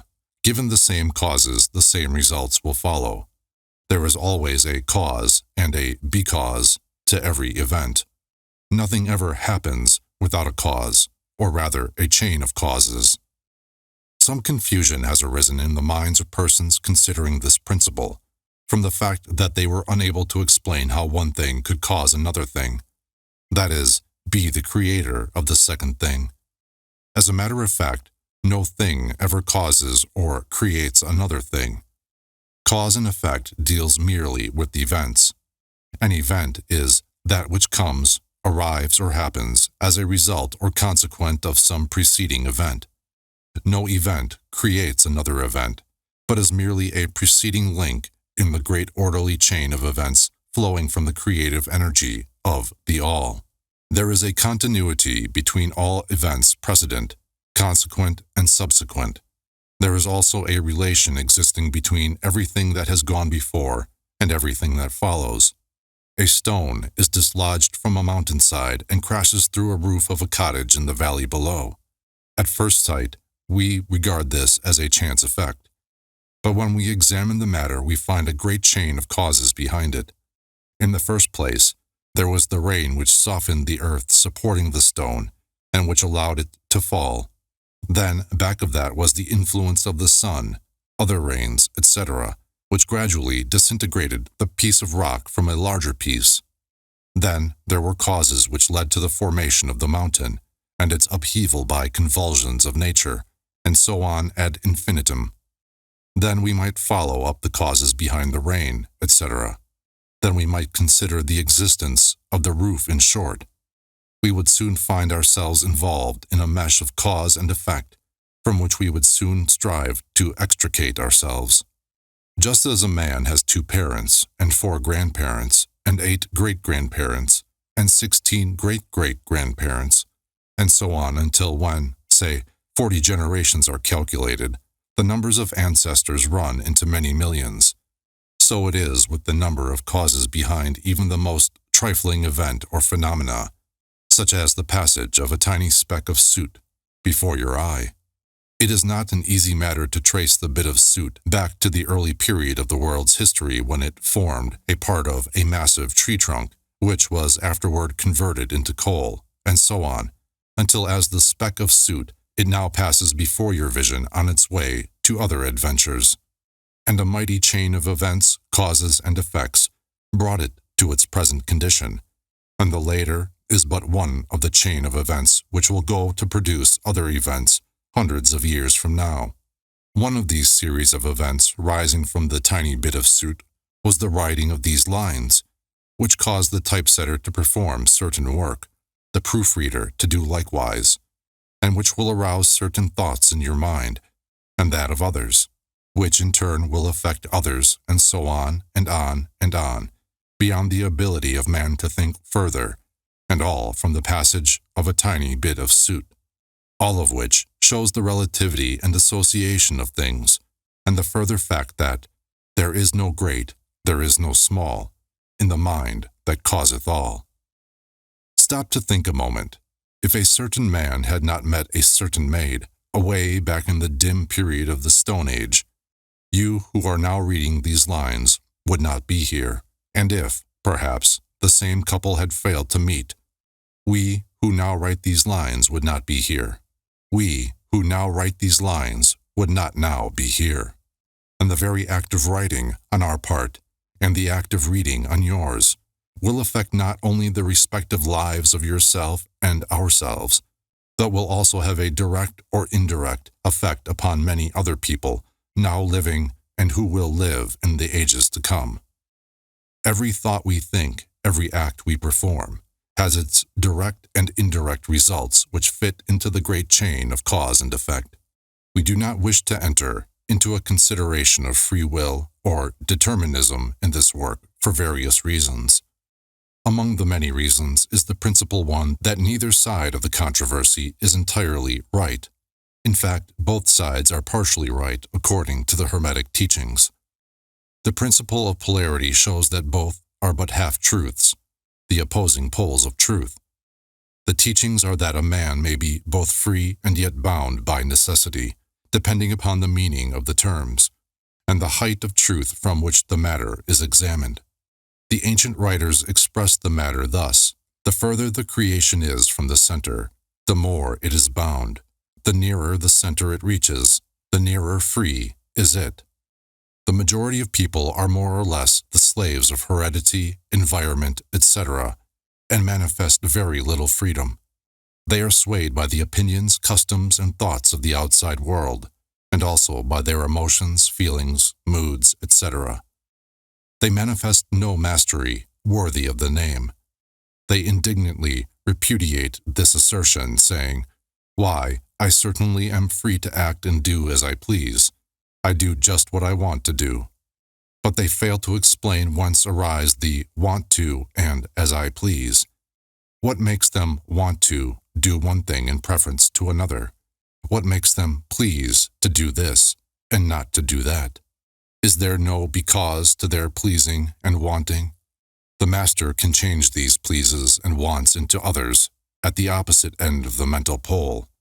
He is able to will instead of to will because some feeling, mood, emotion, or environmental suggestion arouses a tendency or desire within him to do so. The majority of people are carried along like the falling stone, obedient to environment, outside influences, and internal moods, desires, etc., not to speak of these desires and wills of others, stronger than themselves, heredity, environment, and suggestion, carrying them along without resistance on their part or the exercise of will. Moved like the pawns on the checkerboard of life, they play their parts and are laid aside after the game is over. But the masters, knowing the rules of the game, rise above the plane of material life, and placing themselves in touch with the higher powers of their nature, dominate their own moods, characters, qualities, and polarity, as well as the environment surrounding them, and thus become movers in the game, instead of pawns, causes instead of effects.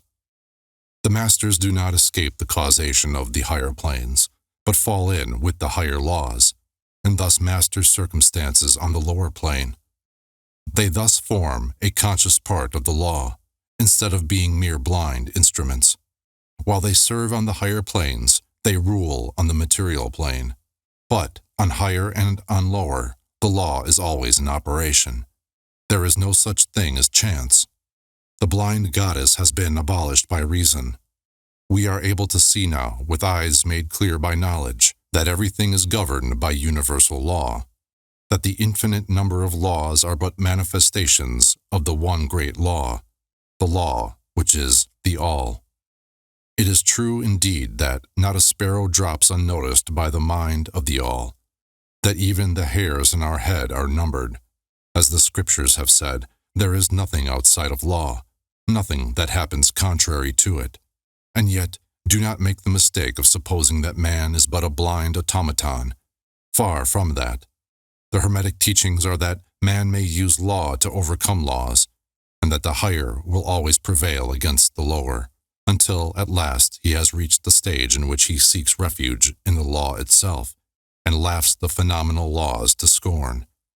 Are you able to grasp the inner meaning of this? Chapter 13. Gender. Gender is in everything.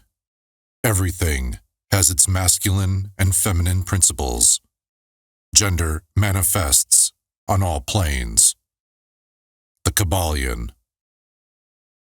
The great seventh Hermetic principle, the principle of gender, embodies the truth that there is gender manifested in everything, that the masculine and feminine principles are ever present and active in all phases of phenomena, on each and every plane of life. At this point, we think it well to call your attention to the fact that gender, in its Hermetic sense, and sex, in the ordinarily accepted use of the term, are not the same. The word gender is derived from the Latin root meaning to beget, to procreate, to generate, to create, to produce. A moment's consideration will show you that the word has a much broader and more general meaning than the term sex, the latter referring to the physical distinctions between male and female living things. Sex is merely a manifestation of gender on a certain plane of the great physical plane, the plane of organic life. We wish to impress this distinction upon your minds, for the reason that certain writers, who have acquired a smattering of the Hermetic philosophy, have sought to identify this seventh Hermetic principle with wild and fanciful, and often reprehensible theories and teachings regarding sex. The office of gender is solely that of creating, producing, generating, etc., and its manifestations are visible on every plane of the phenomena. It is somewhat difficult to produce proofs of this along scientific lines, for the reason that science has not as yet recognized this principle as of universal application. But still, some proofs are forthcoming from scientific sources. In the first place, we find a distinct manifestation of the principle of gender among the corpuscles, ions, or electrons, which constitute the basis of matter as science now knows the latter, and which, by forming certain combinations from the atom, which until lately was regarded as final and indivisible. The latest word of science is that the atom is composed of a multitude of corpuscles, electrons, or ions, the various names being applied by different authorities, revolving around each other and vibrating at a high degree and intensity. But the accompanying statement is made that the formation of the atom is really due to the clustering of negative corpuscles around a positive one, the positive corpuscles seeming to exert a certain influence upon the negative corpuscles, causing the latter to assume certain combinations, and thus create or generate an atom. This is in line with the most ancient Hermetic teachings, which have always identified the masculine principle of gender with the positive and the feminine with the negative poles of electricity, so-called. Now, a word at this point regarding this identification.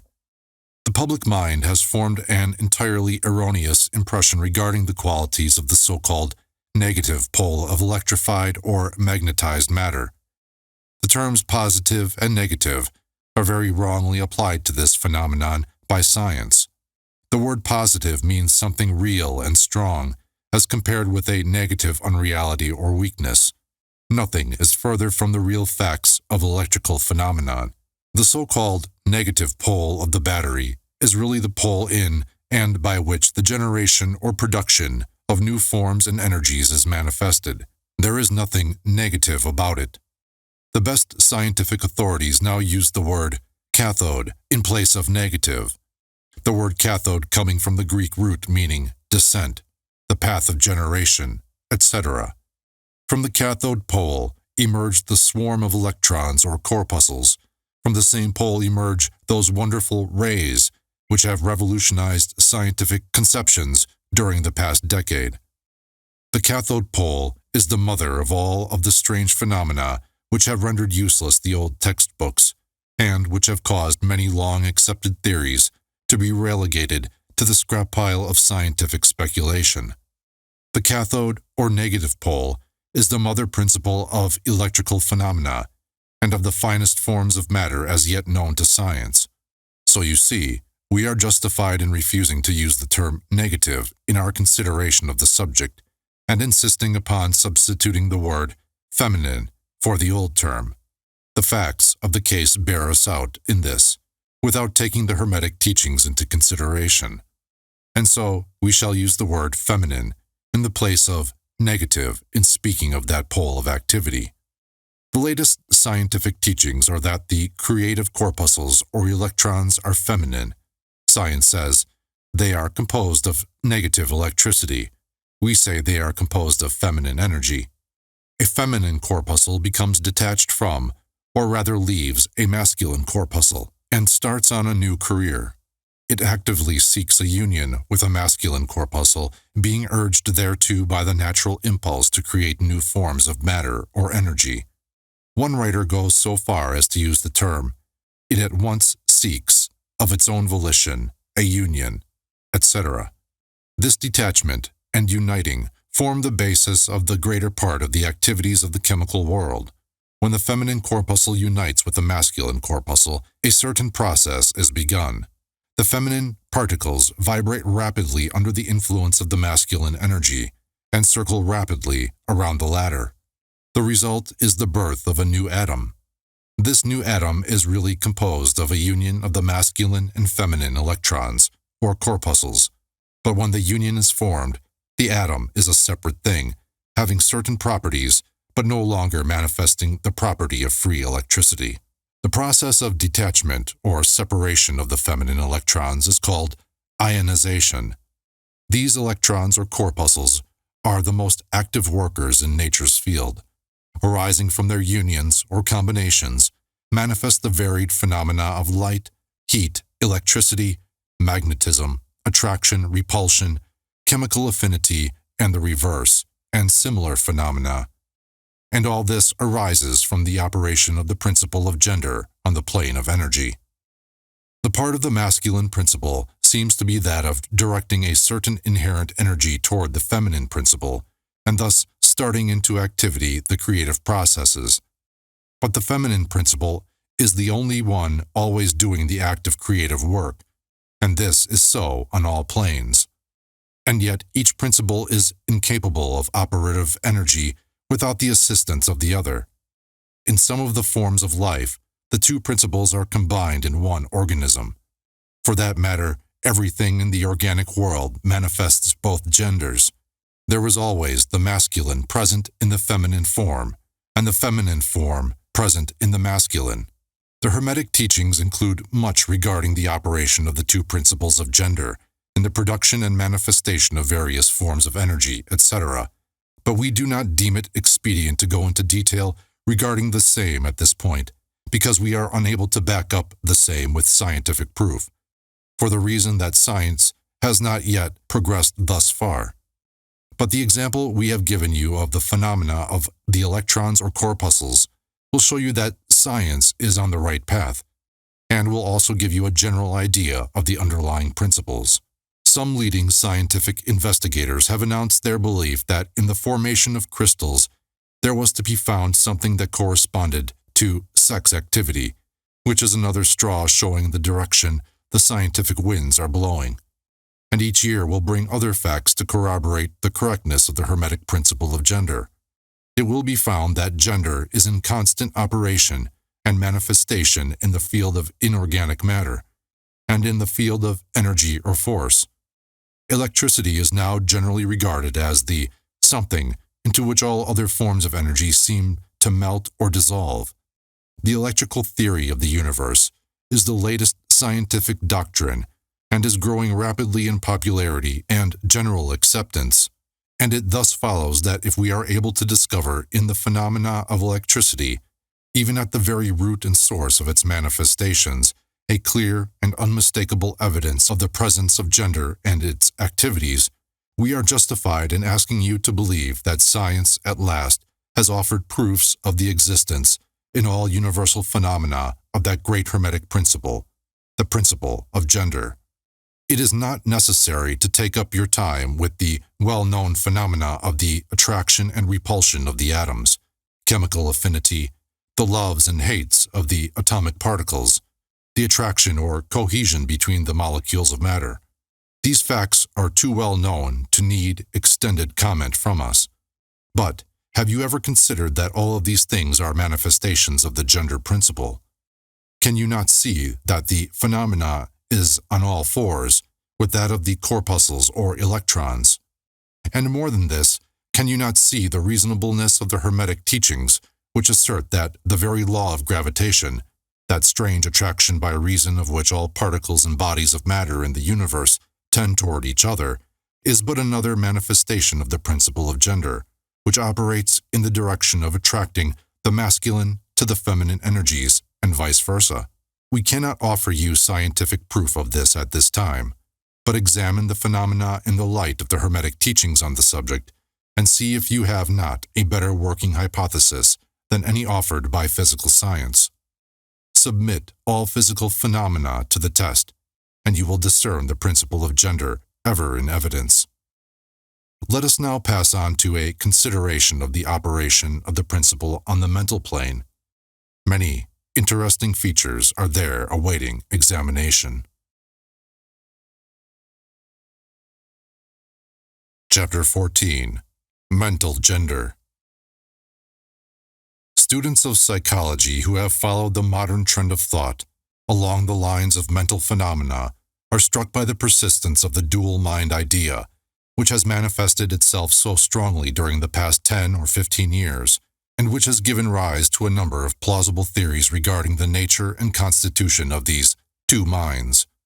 The late Thomson J. Hudson attained great popularity in 1893 by advancing his well-known theory of the objective and subjective minds, which he held existed in every individual.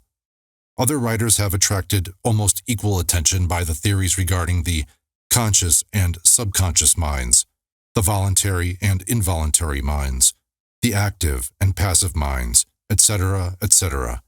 The theories of the various writers differ from each other, but there remains the underlying principle of the duality of mind. The student of the Hermetic philosophy is tempted to smile when he reads and hears of these many new theories regarding the duality of mind, each school adhering tenaciously to its own pet theories, and each claiming to have discovered the truth. The student turns back the pages of occult history, and away back in the dim beginnings of occult teachings, he finds references to the ancient Hermetic doctrine of the principle of gender on the mental plane, the manifestation of mental gender, and examining further, he finds that the ancient philosophy took cognizance of the phenomenon of the dual mind and accounted for it by the theory of mental gender. This idea of mental gender may be explained in a few words to students who are familiar with the modern theories just alluded to. The masculine principle of mind corresponds to the so-called objective mind, conscious mind, voluntary mind, active mind, etc. And the feminine principle of mind corresponds to the so-called subjective mind, subconscious mind, involuntary mind, passive mind, etc. Of course, the Hermetic teachings do not agree with the many modern theories regarding the nature of these two phases of mind, nor does it admit many of the facts claimed for the two respective aspects, some of the said theories and claims being very far-fetched and incapable of standing the test of experiment and demonstration. We point to the phases of agreement merely for the purpose of helping the student to assimilate his previously acquired knowledge with the teachings of the Hermetic philosophy. Students of Hudson will notice the statement at the beginning of his second chapter of The Law of Psychic Phenomena that the mystic jargon of the Hermetic philosophers discloses the same general idea, i.e., the duality of mind. If Dr. Hudson had taken the time and trouble to decipher a little of the mystic jargon of the Hermetic philosophy, he might have received much light upon the subject of the dual mind. But then, perhaps, his most interesting work might not have been written. Let us now consider the Hermetic teachings regarding mental gender. The Hermetic teachers impart their instruction regarding this subject by bidding their students examine the report of their consciousness regarding their self.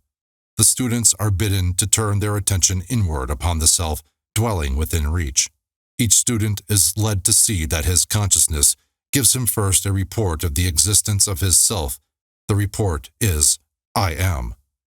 This at first seems to be the final words from the consciousness, but a little further examination discloses the fact that this I am may be separated or split into two distinct parts or aspects, which, while working in unison and in conjunction, yet nevertheless may be separated in consciousness.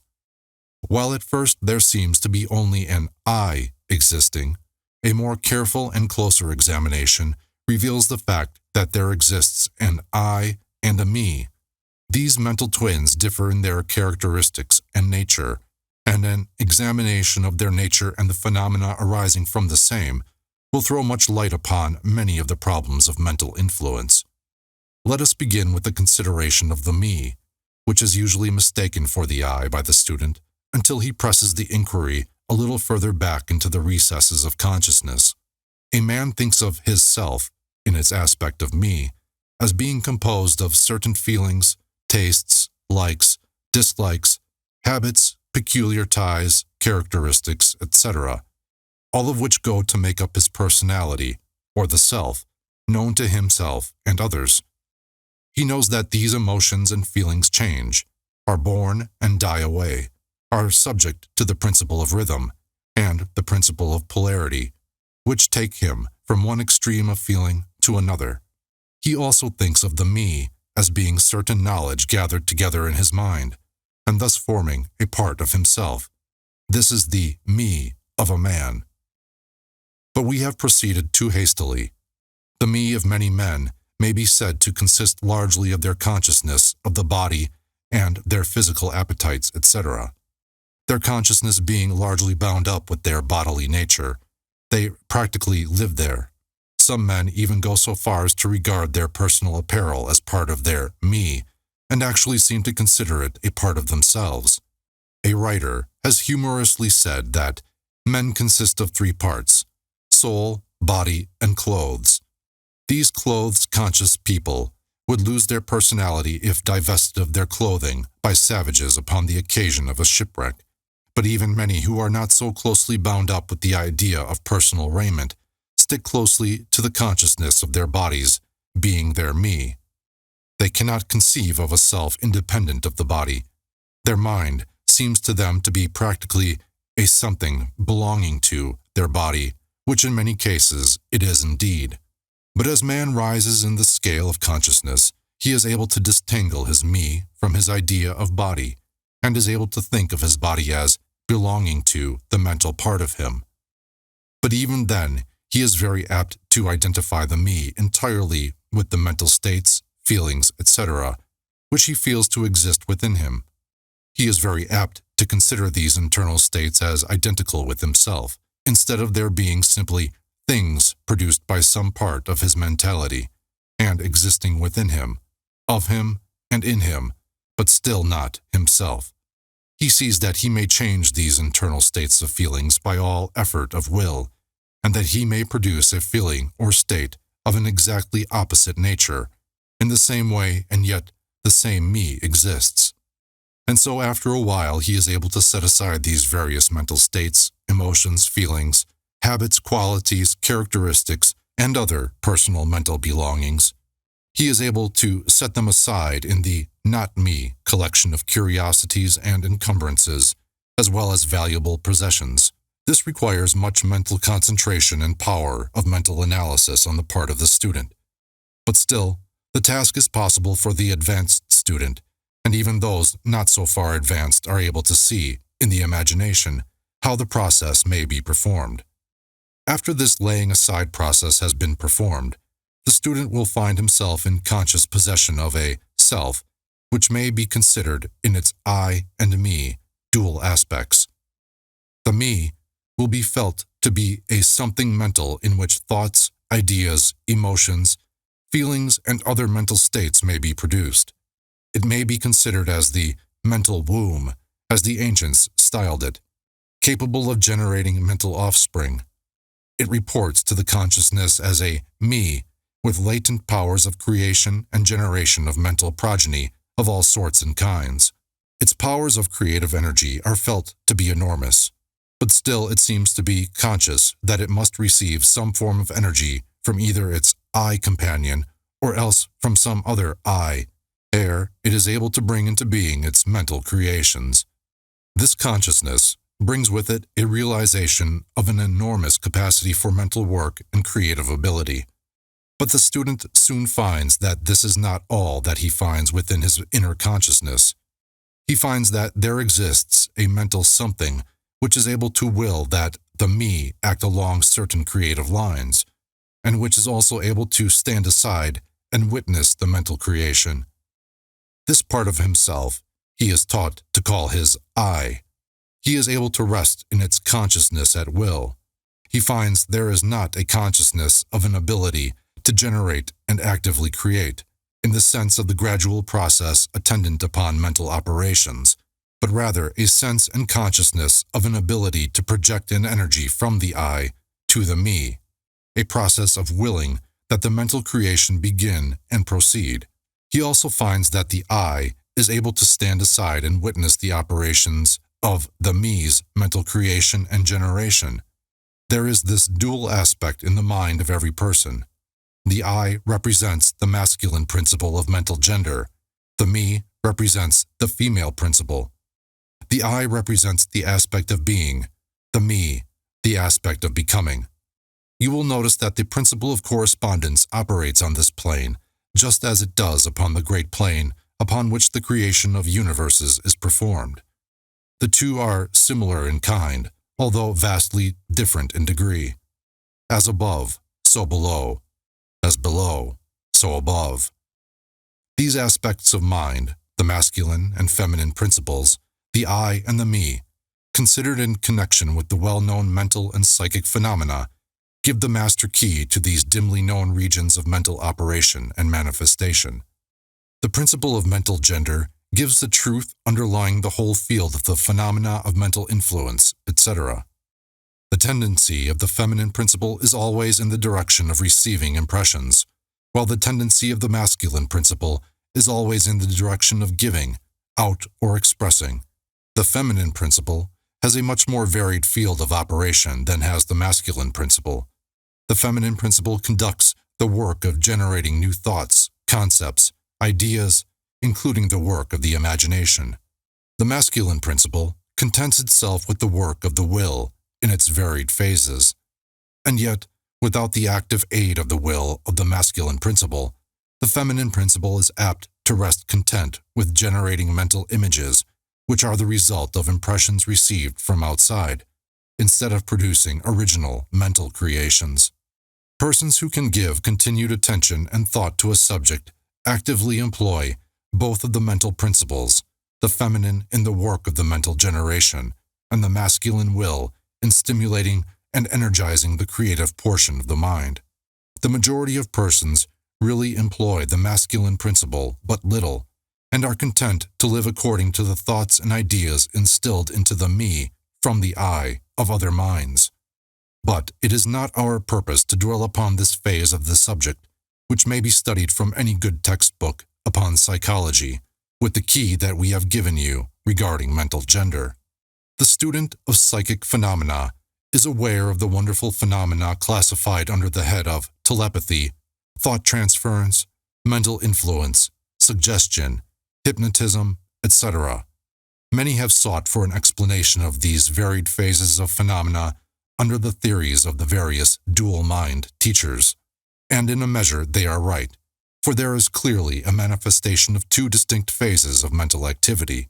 But if such students will consider these dual minds in the light of the Hermetic teachings regarding vibrations and mental gender, they will see that the long-sought-for key is at hand.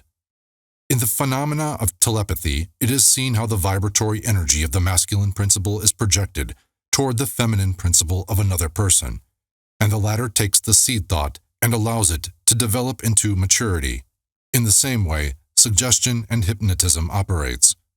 The masculine principle of the person giving the suggestions directs a stream of vibratory energy or willpower toward the feminine principle of the other person, and the latter, accepting it, makes it its own and acts and thinks accordingly. An idea thus lodged into the mind of another person grows and develops, and in time is regarded as the rightful mental offspring of the individual, whereas it is in reality like the cuckoo egg placed in the sparrow's nest, where it destroys the rightful offspring and makes itself at home. The normal method is for the masculine and feminine principles in a person's mind to coordinate and act harmoniously in conjunction with each other. But, unfortunately, the masculine principle in the average person is too lazy to act.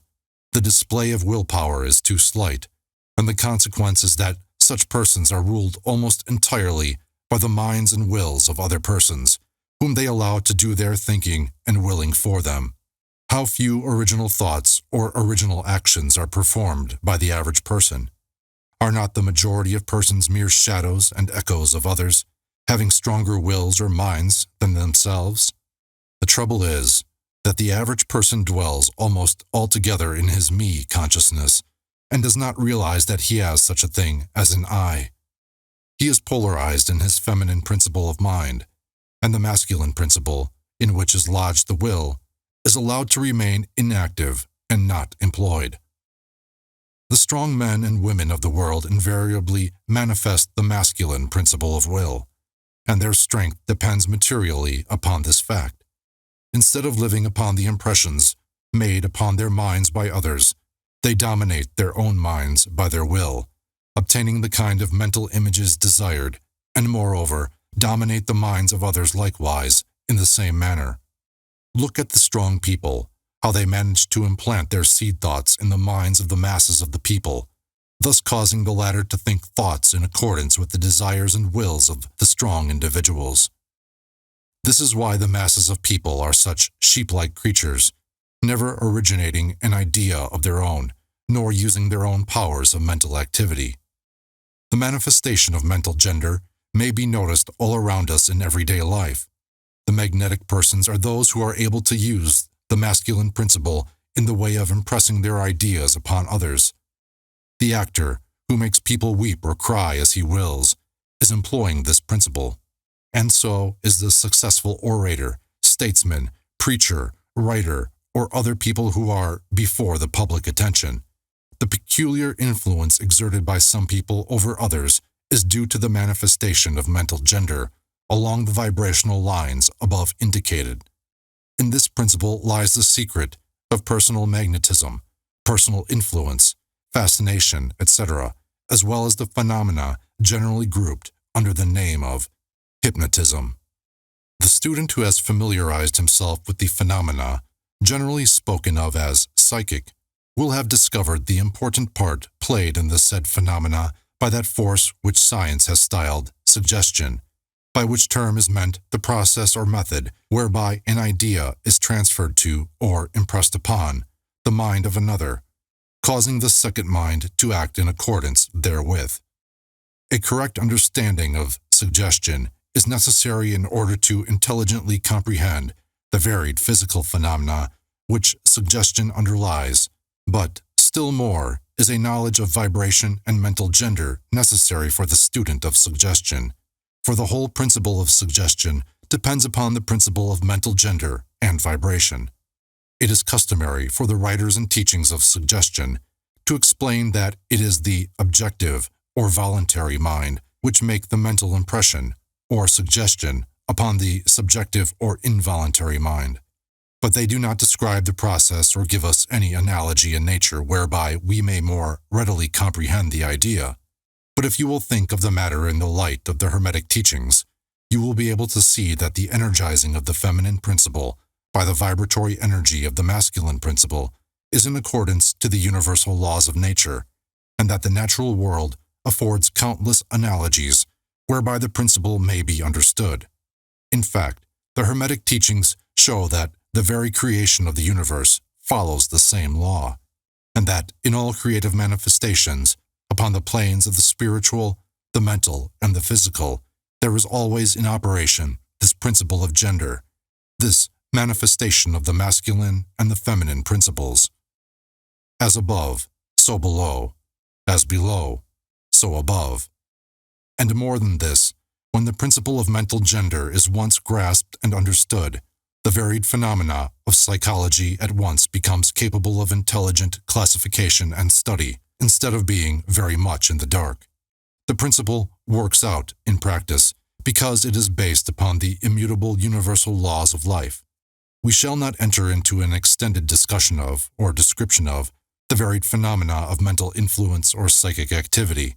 There are many books, many of them quite good, which have been written and published on this subject of late years. The main facts stated in these various books are correct, although the several writers have attempted to explain the phenomena by various pet theories of their own. The student may acquaint himself with these matters, and by using the theory of mental gender, he will be able to bring order out of the chaos of conflicting theory and teachings, and may, moreover, readily make himself a master of the subject if he be so inclined. The purpose of this work is not to give an extended account of psychic phenomena, but rather to give the student a master key, whereby he may unlock the many doors leading into the parts of the temple of knowledge, which he may wish to explore. We feel that in this consideration of the teachings of the Kybalion, one may find an explanation which will serve to clear away many perplexing difficulties, a key that will unlock many doors. What is the use of going into detail regarding all of the many features of psychic phenomena and mental science, provided we place in the hands of the student the means whereby he may acquaint himself fully regarding any phase of the subject which may interest him. With the aid of the Kybalion, one may go through any occult library anew, the old light from Egypt, illuminating many dark pages and obscure subjects. That is the purpose of this book. We do not come expounding a new philosophy, but rather furnishing the outlines of a great, world-old teaching, which will make clear the teachings of others, which will serve as a great reconciler of differing theories and opposing doctrines.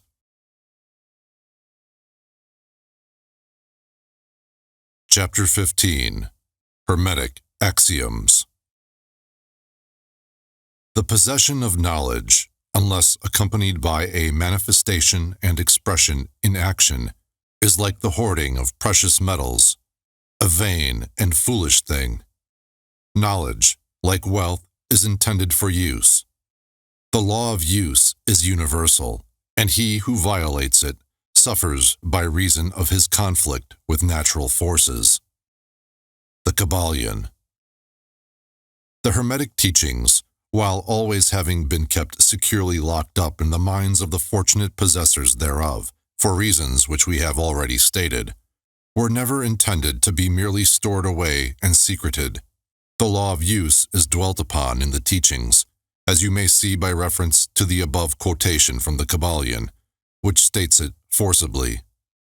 Knowledge without use and expression is a vain thing, bringing no good to its possessor or to the race. Beware of mental miserliness, and express it into action that which you have learned. Study the axioms and aphorisms, but practice them also. We give below some of the more important Hermetic axioms from the Kybalion, with a few comments added to each. Make these your own, and practice and use them, for they are not really your own until you have used them. To change your mood or mental state, change your vibration. The Kybalion. One may change his mental vibrations by an effort of will in the direction of deliberately fixing the attention upon a more desirable state. Will directs the attention, and attention changes the vibration. Cultivate the art of attention by means of the will, and you have solved the secret of the mastery of moods and mental states. To destroy an undesirable rate of mental vibration, put into operation the principle of polarity and concentrate upon the opposite pole to that which you desire to suppress. Kill out the undesirable by changing its polarity.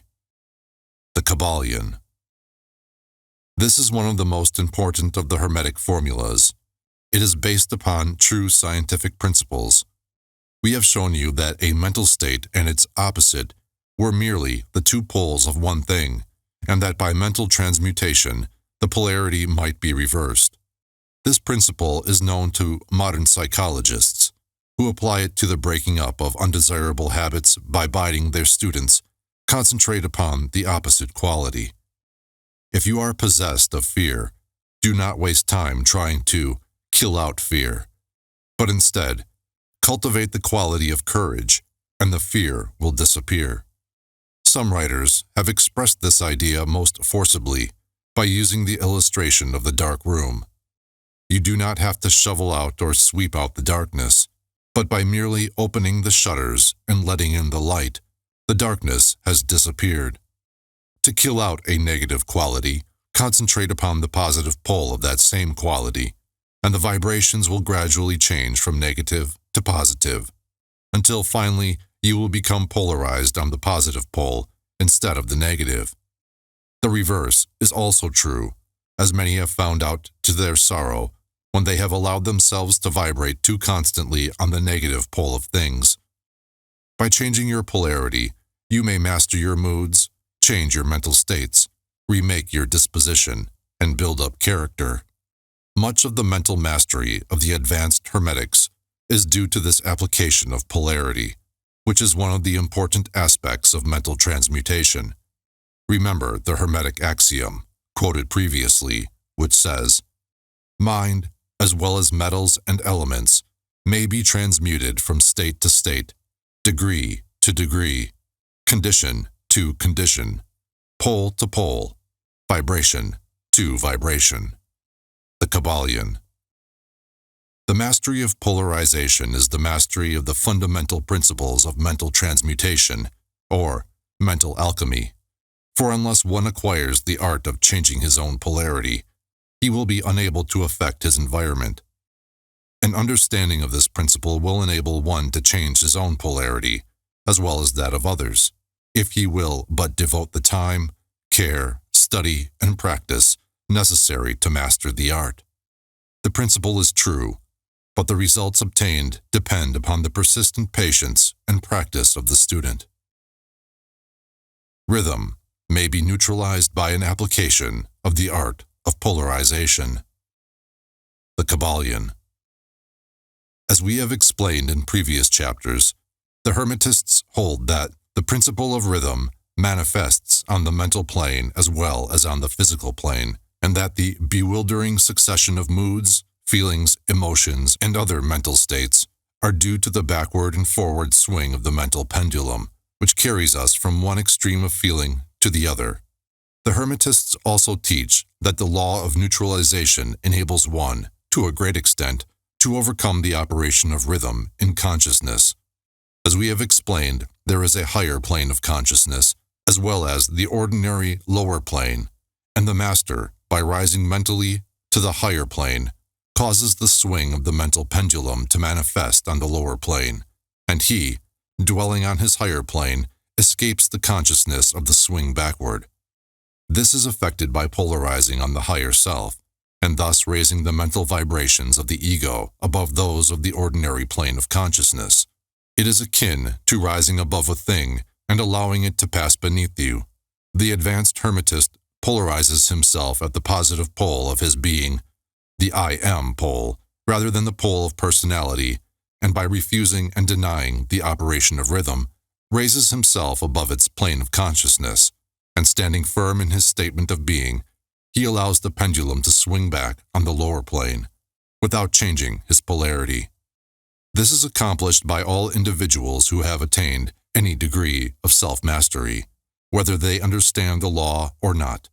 Such persons simply refuse to allow themselves to be swung back by the pendulum of mood and emotion, and by steadfastly affirming the superiority, they remain polarized on the positive pole.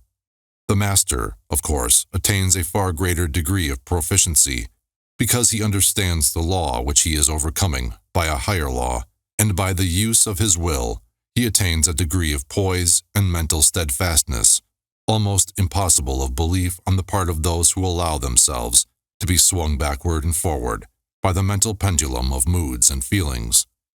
Remember always, however, that you do not really destroy the principle of rhythm, for that is indestructible. You simply overcome one law by counterbalancing it with another, and thus maintain an equilibrium. The laws of balance and counterbalance are in operation on the mental as well as on the physical planes, and an understanding of these laws enables one to seem to overthrow laws, whereas he is merely exerting a counterbalance. Nothing escapes the principle of cause and effect, but there are many planes of causation, and one may use the laws of the higher to overcome the laws of the lower. The Kybalion. By an understanding of the practice of polarization, the Hermetists rise to a higher plane of causation, and thus counterbalance the laws of the lower planes of causation. By rising above the plane of ordinary causes, they become themselves, in a degree, causes instead of being merely caused. By being able to master their own moods and feelings, and by being able to neutralize rhythm, as we have already explained, they are able to escape a great part of the operations of cause and effect on the ordinary plane. The masses of people are carried along, obedient to their environment, the wills and desires of others stronger than themselves, the effects of inherited tendencies, the suggestions of those about them, and other outward causes, which tend to move them about on the chessboard of life like mere pawns. By rising above these influencing causes, the advanced Hermetists seek a higher plane of mental action, and by dominating their moods, emotions, impulses, and feelings, they create for themselves new characters, qualities, and powers, by which they overcome their ordinary environment, and thus become practically players instead of mere pawns. Such people help to play the game of life understandingly, instead of being moved about this way and that way by stronger influences and powers and wills. They use the principle of cause and effect instead of being used by it. Of course, even the highest are subject to the principle as it manifests on the higher planes, but on the lower planes of activity, they are masters instead of slaves. As the Kybalion says, the wise ones serve on the higher, but rule on the lower. They obey the laws coming from above them, but on their own plane and those below them, they rule and give orders. And yet, in doing so, they form a part of the principle instead of opposing it. The wise man falls in with the law, and by understanding its movements, he operates it instead of being its blind slave. Just as does the skilled swimmer turn this way and that way, going and coming as he will, Instead of being as the log which is carried here and there, so is the wise man as compared to the ordinary man. And yet both swimmer and log, wise man and fool, are subject to law. He who understands this is well on the road to mastery. The Kybalion. In conclusion, let us again call your attention to the Hermetic axiom. True Hermetic transmutation is a mental art. The Kybalion. In the above axiom, the Hermetists teach that the great work of influencing one's environment is accomplished by mental power. The universe being wholly mental, it follows that it may be ruled only by mentality, and in this truth is to be found an explanation of all the phenomena and manifestations of the various mental powers which are attracting so much attention and study in these earlier years of the 20th century. Back of and under the teachings of the various cults and schools remains ever constant the principle of the mental substance of the universe. If the universe be mental in its substantial nature, then it follows that mental transmutation must change the conditions and phenomena of the universe. If the universe is mental, then mind must be the highest power affecting its phenomena. If this be understood, then all the so-called miracles and wonder-workings are seen plainly for what they are. The all is mind. The universe is mental. The Kybalion.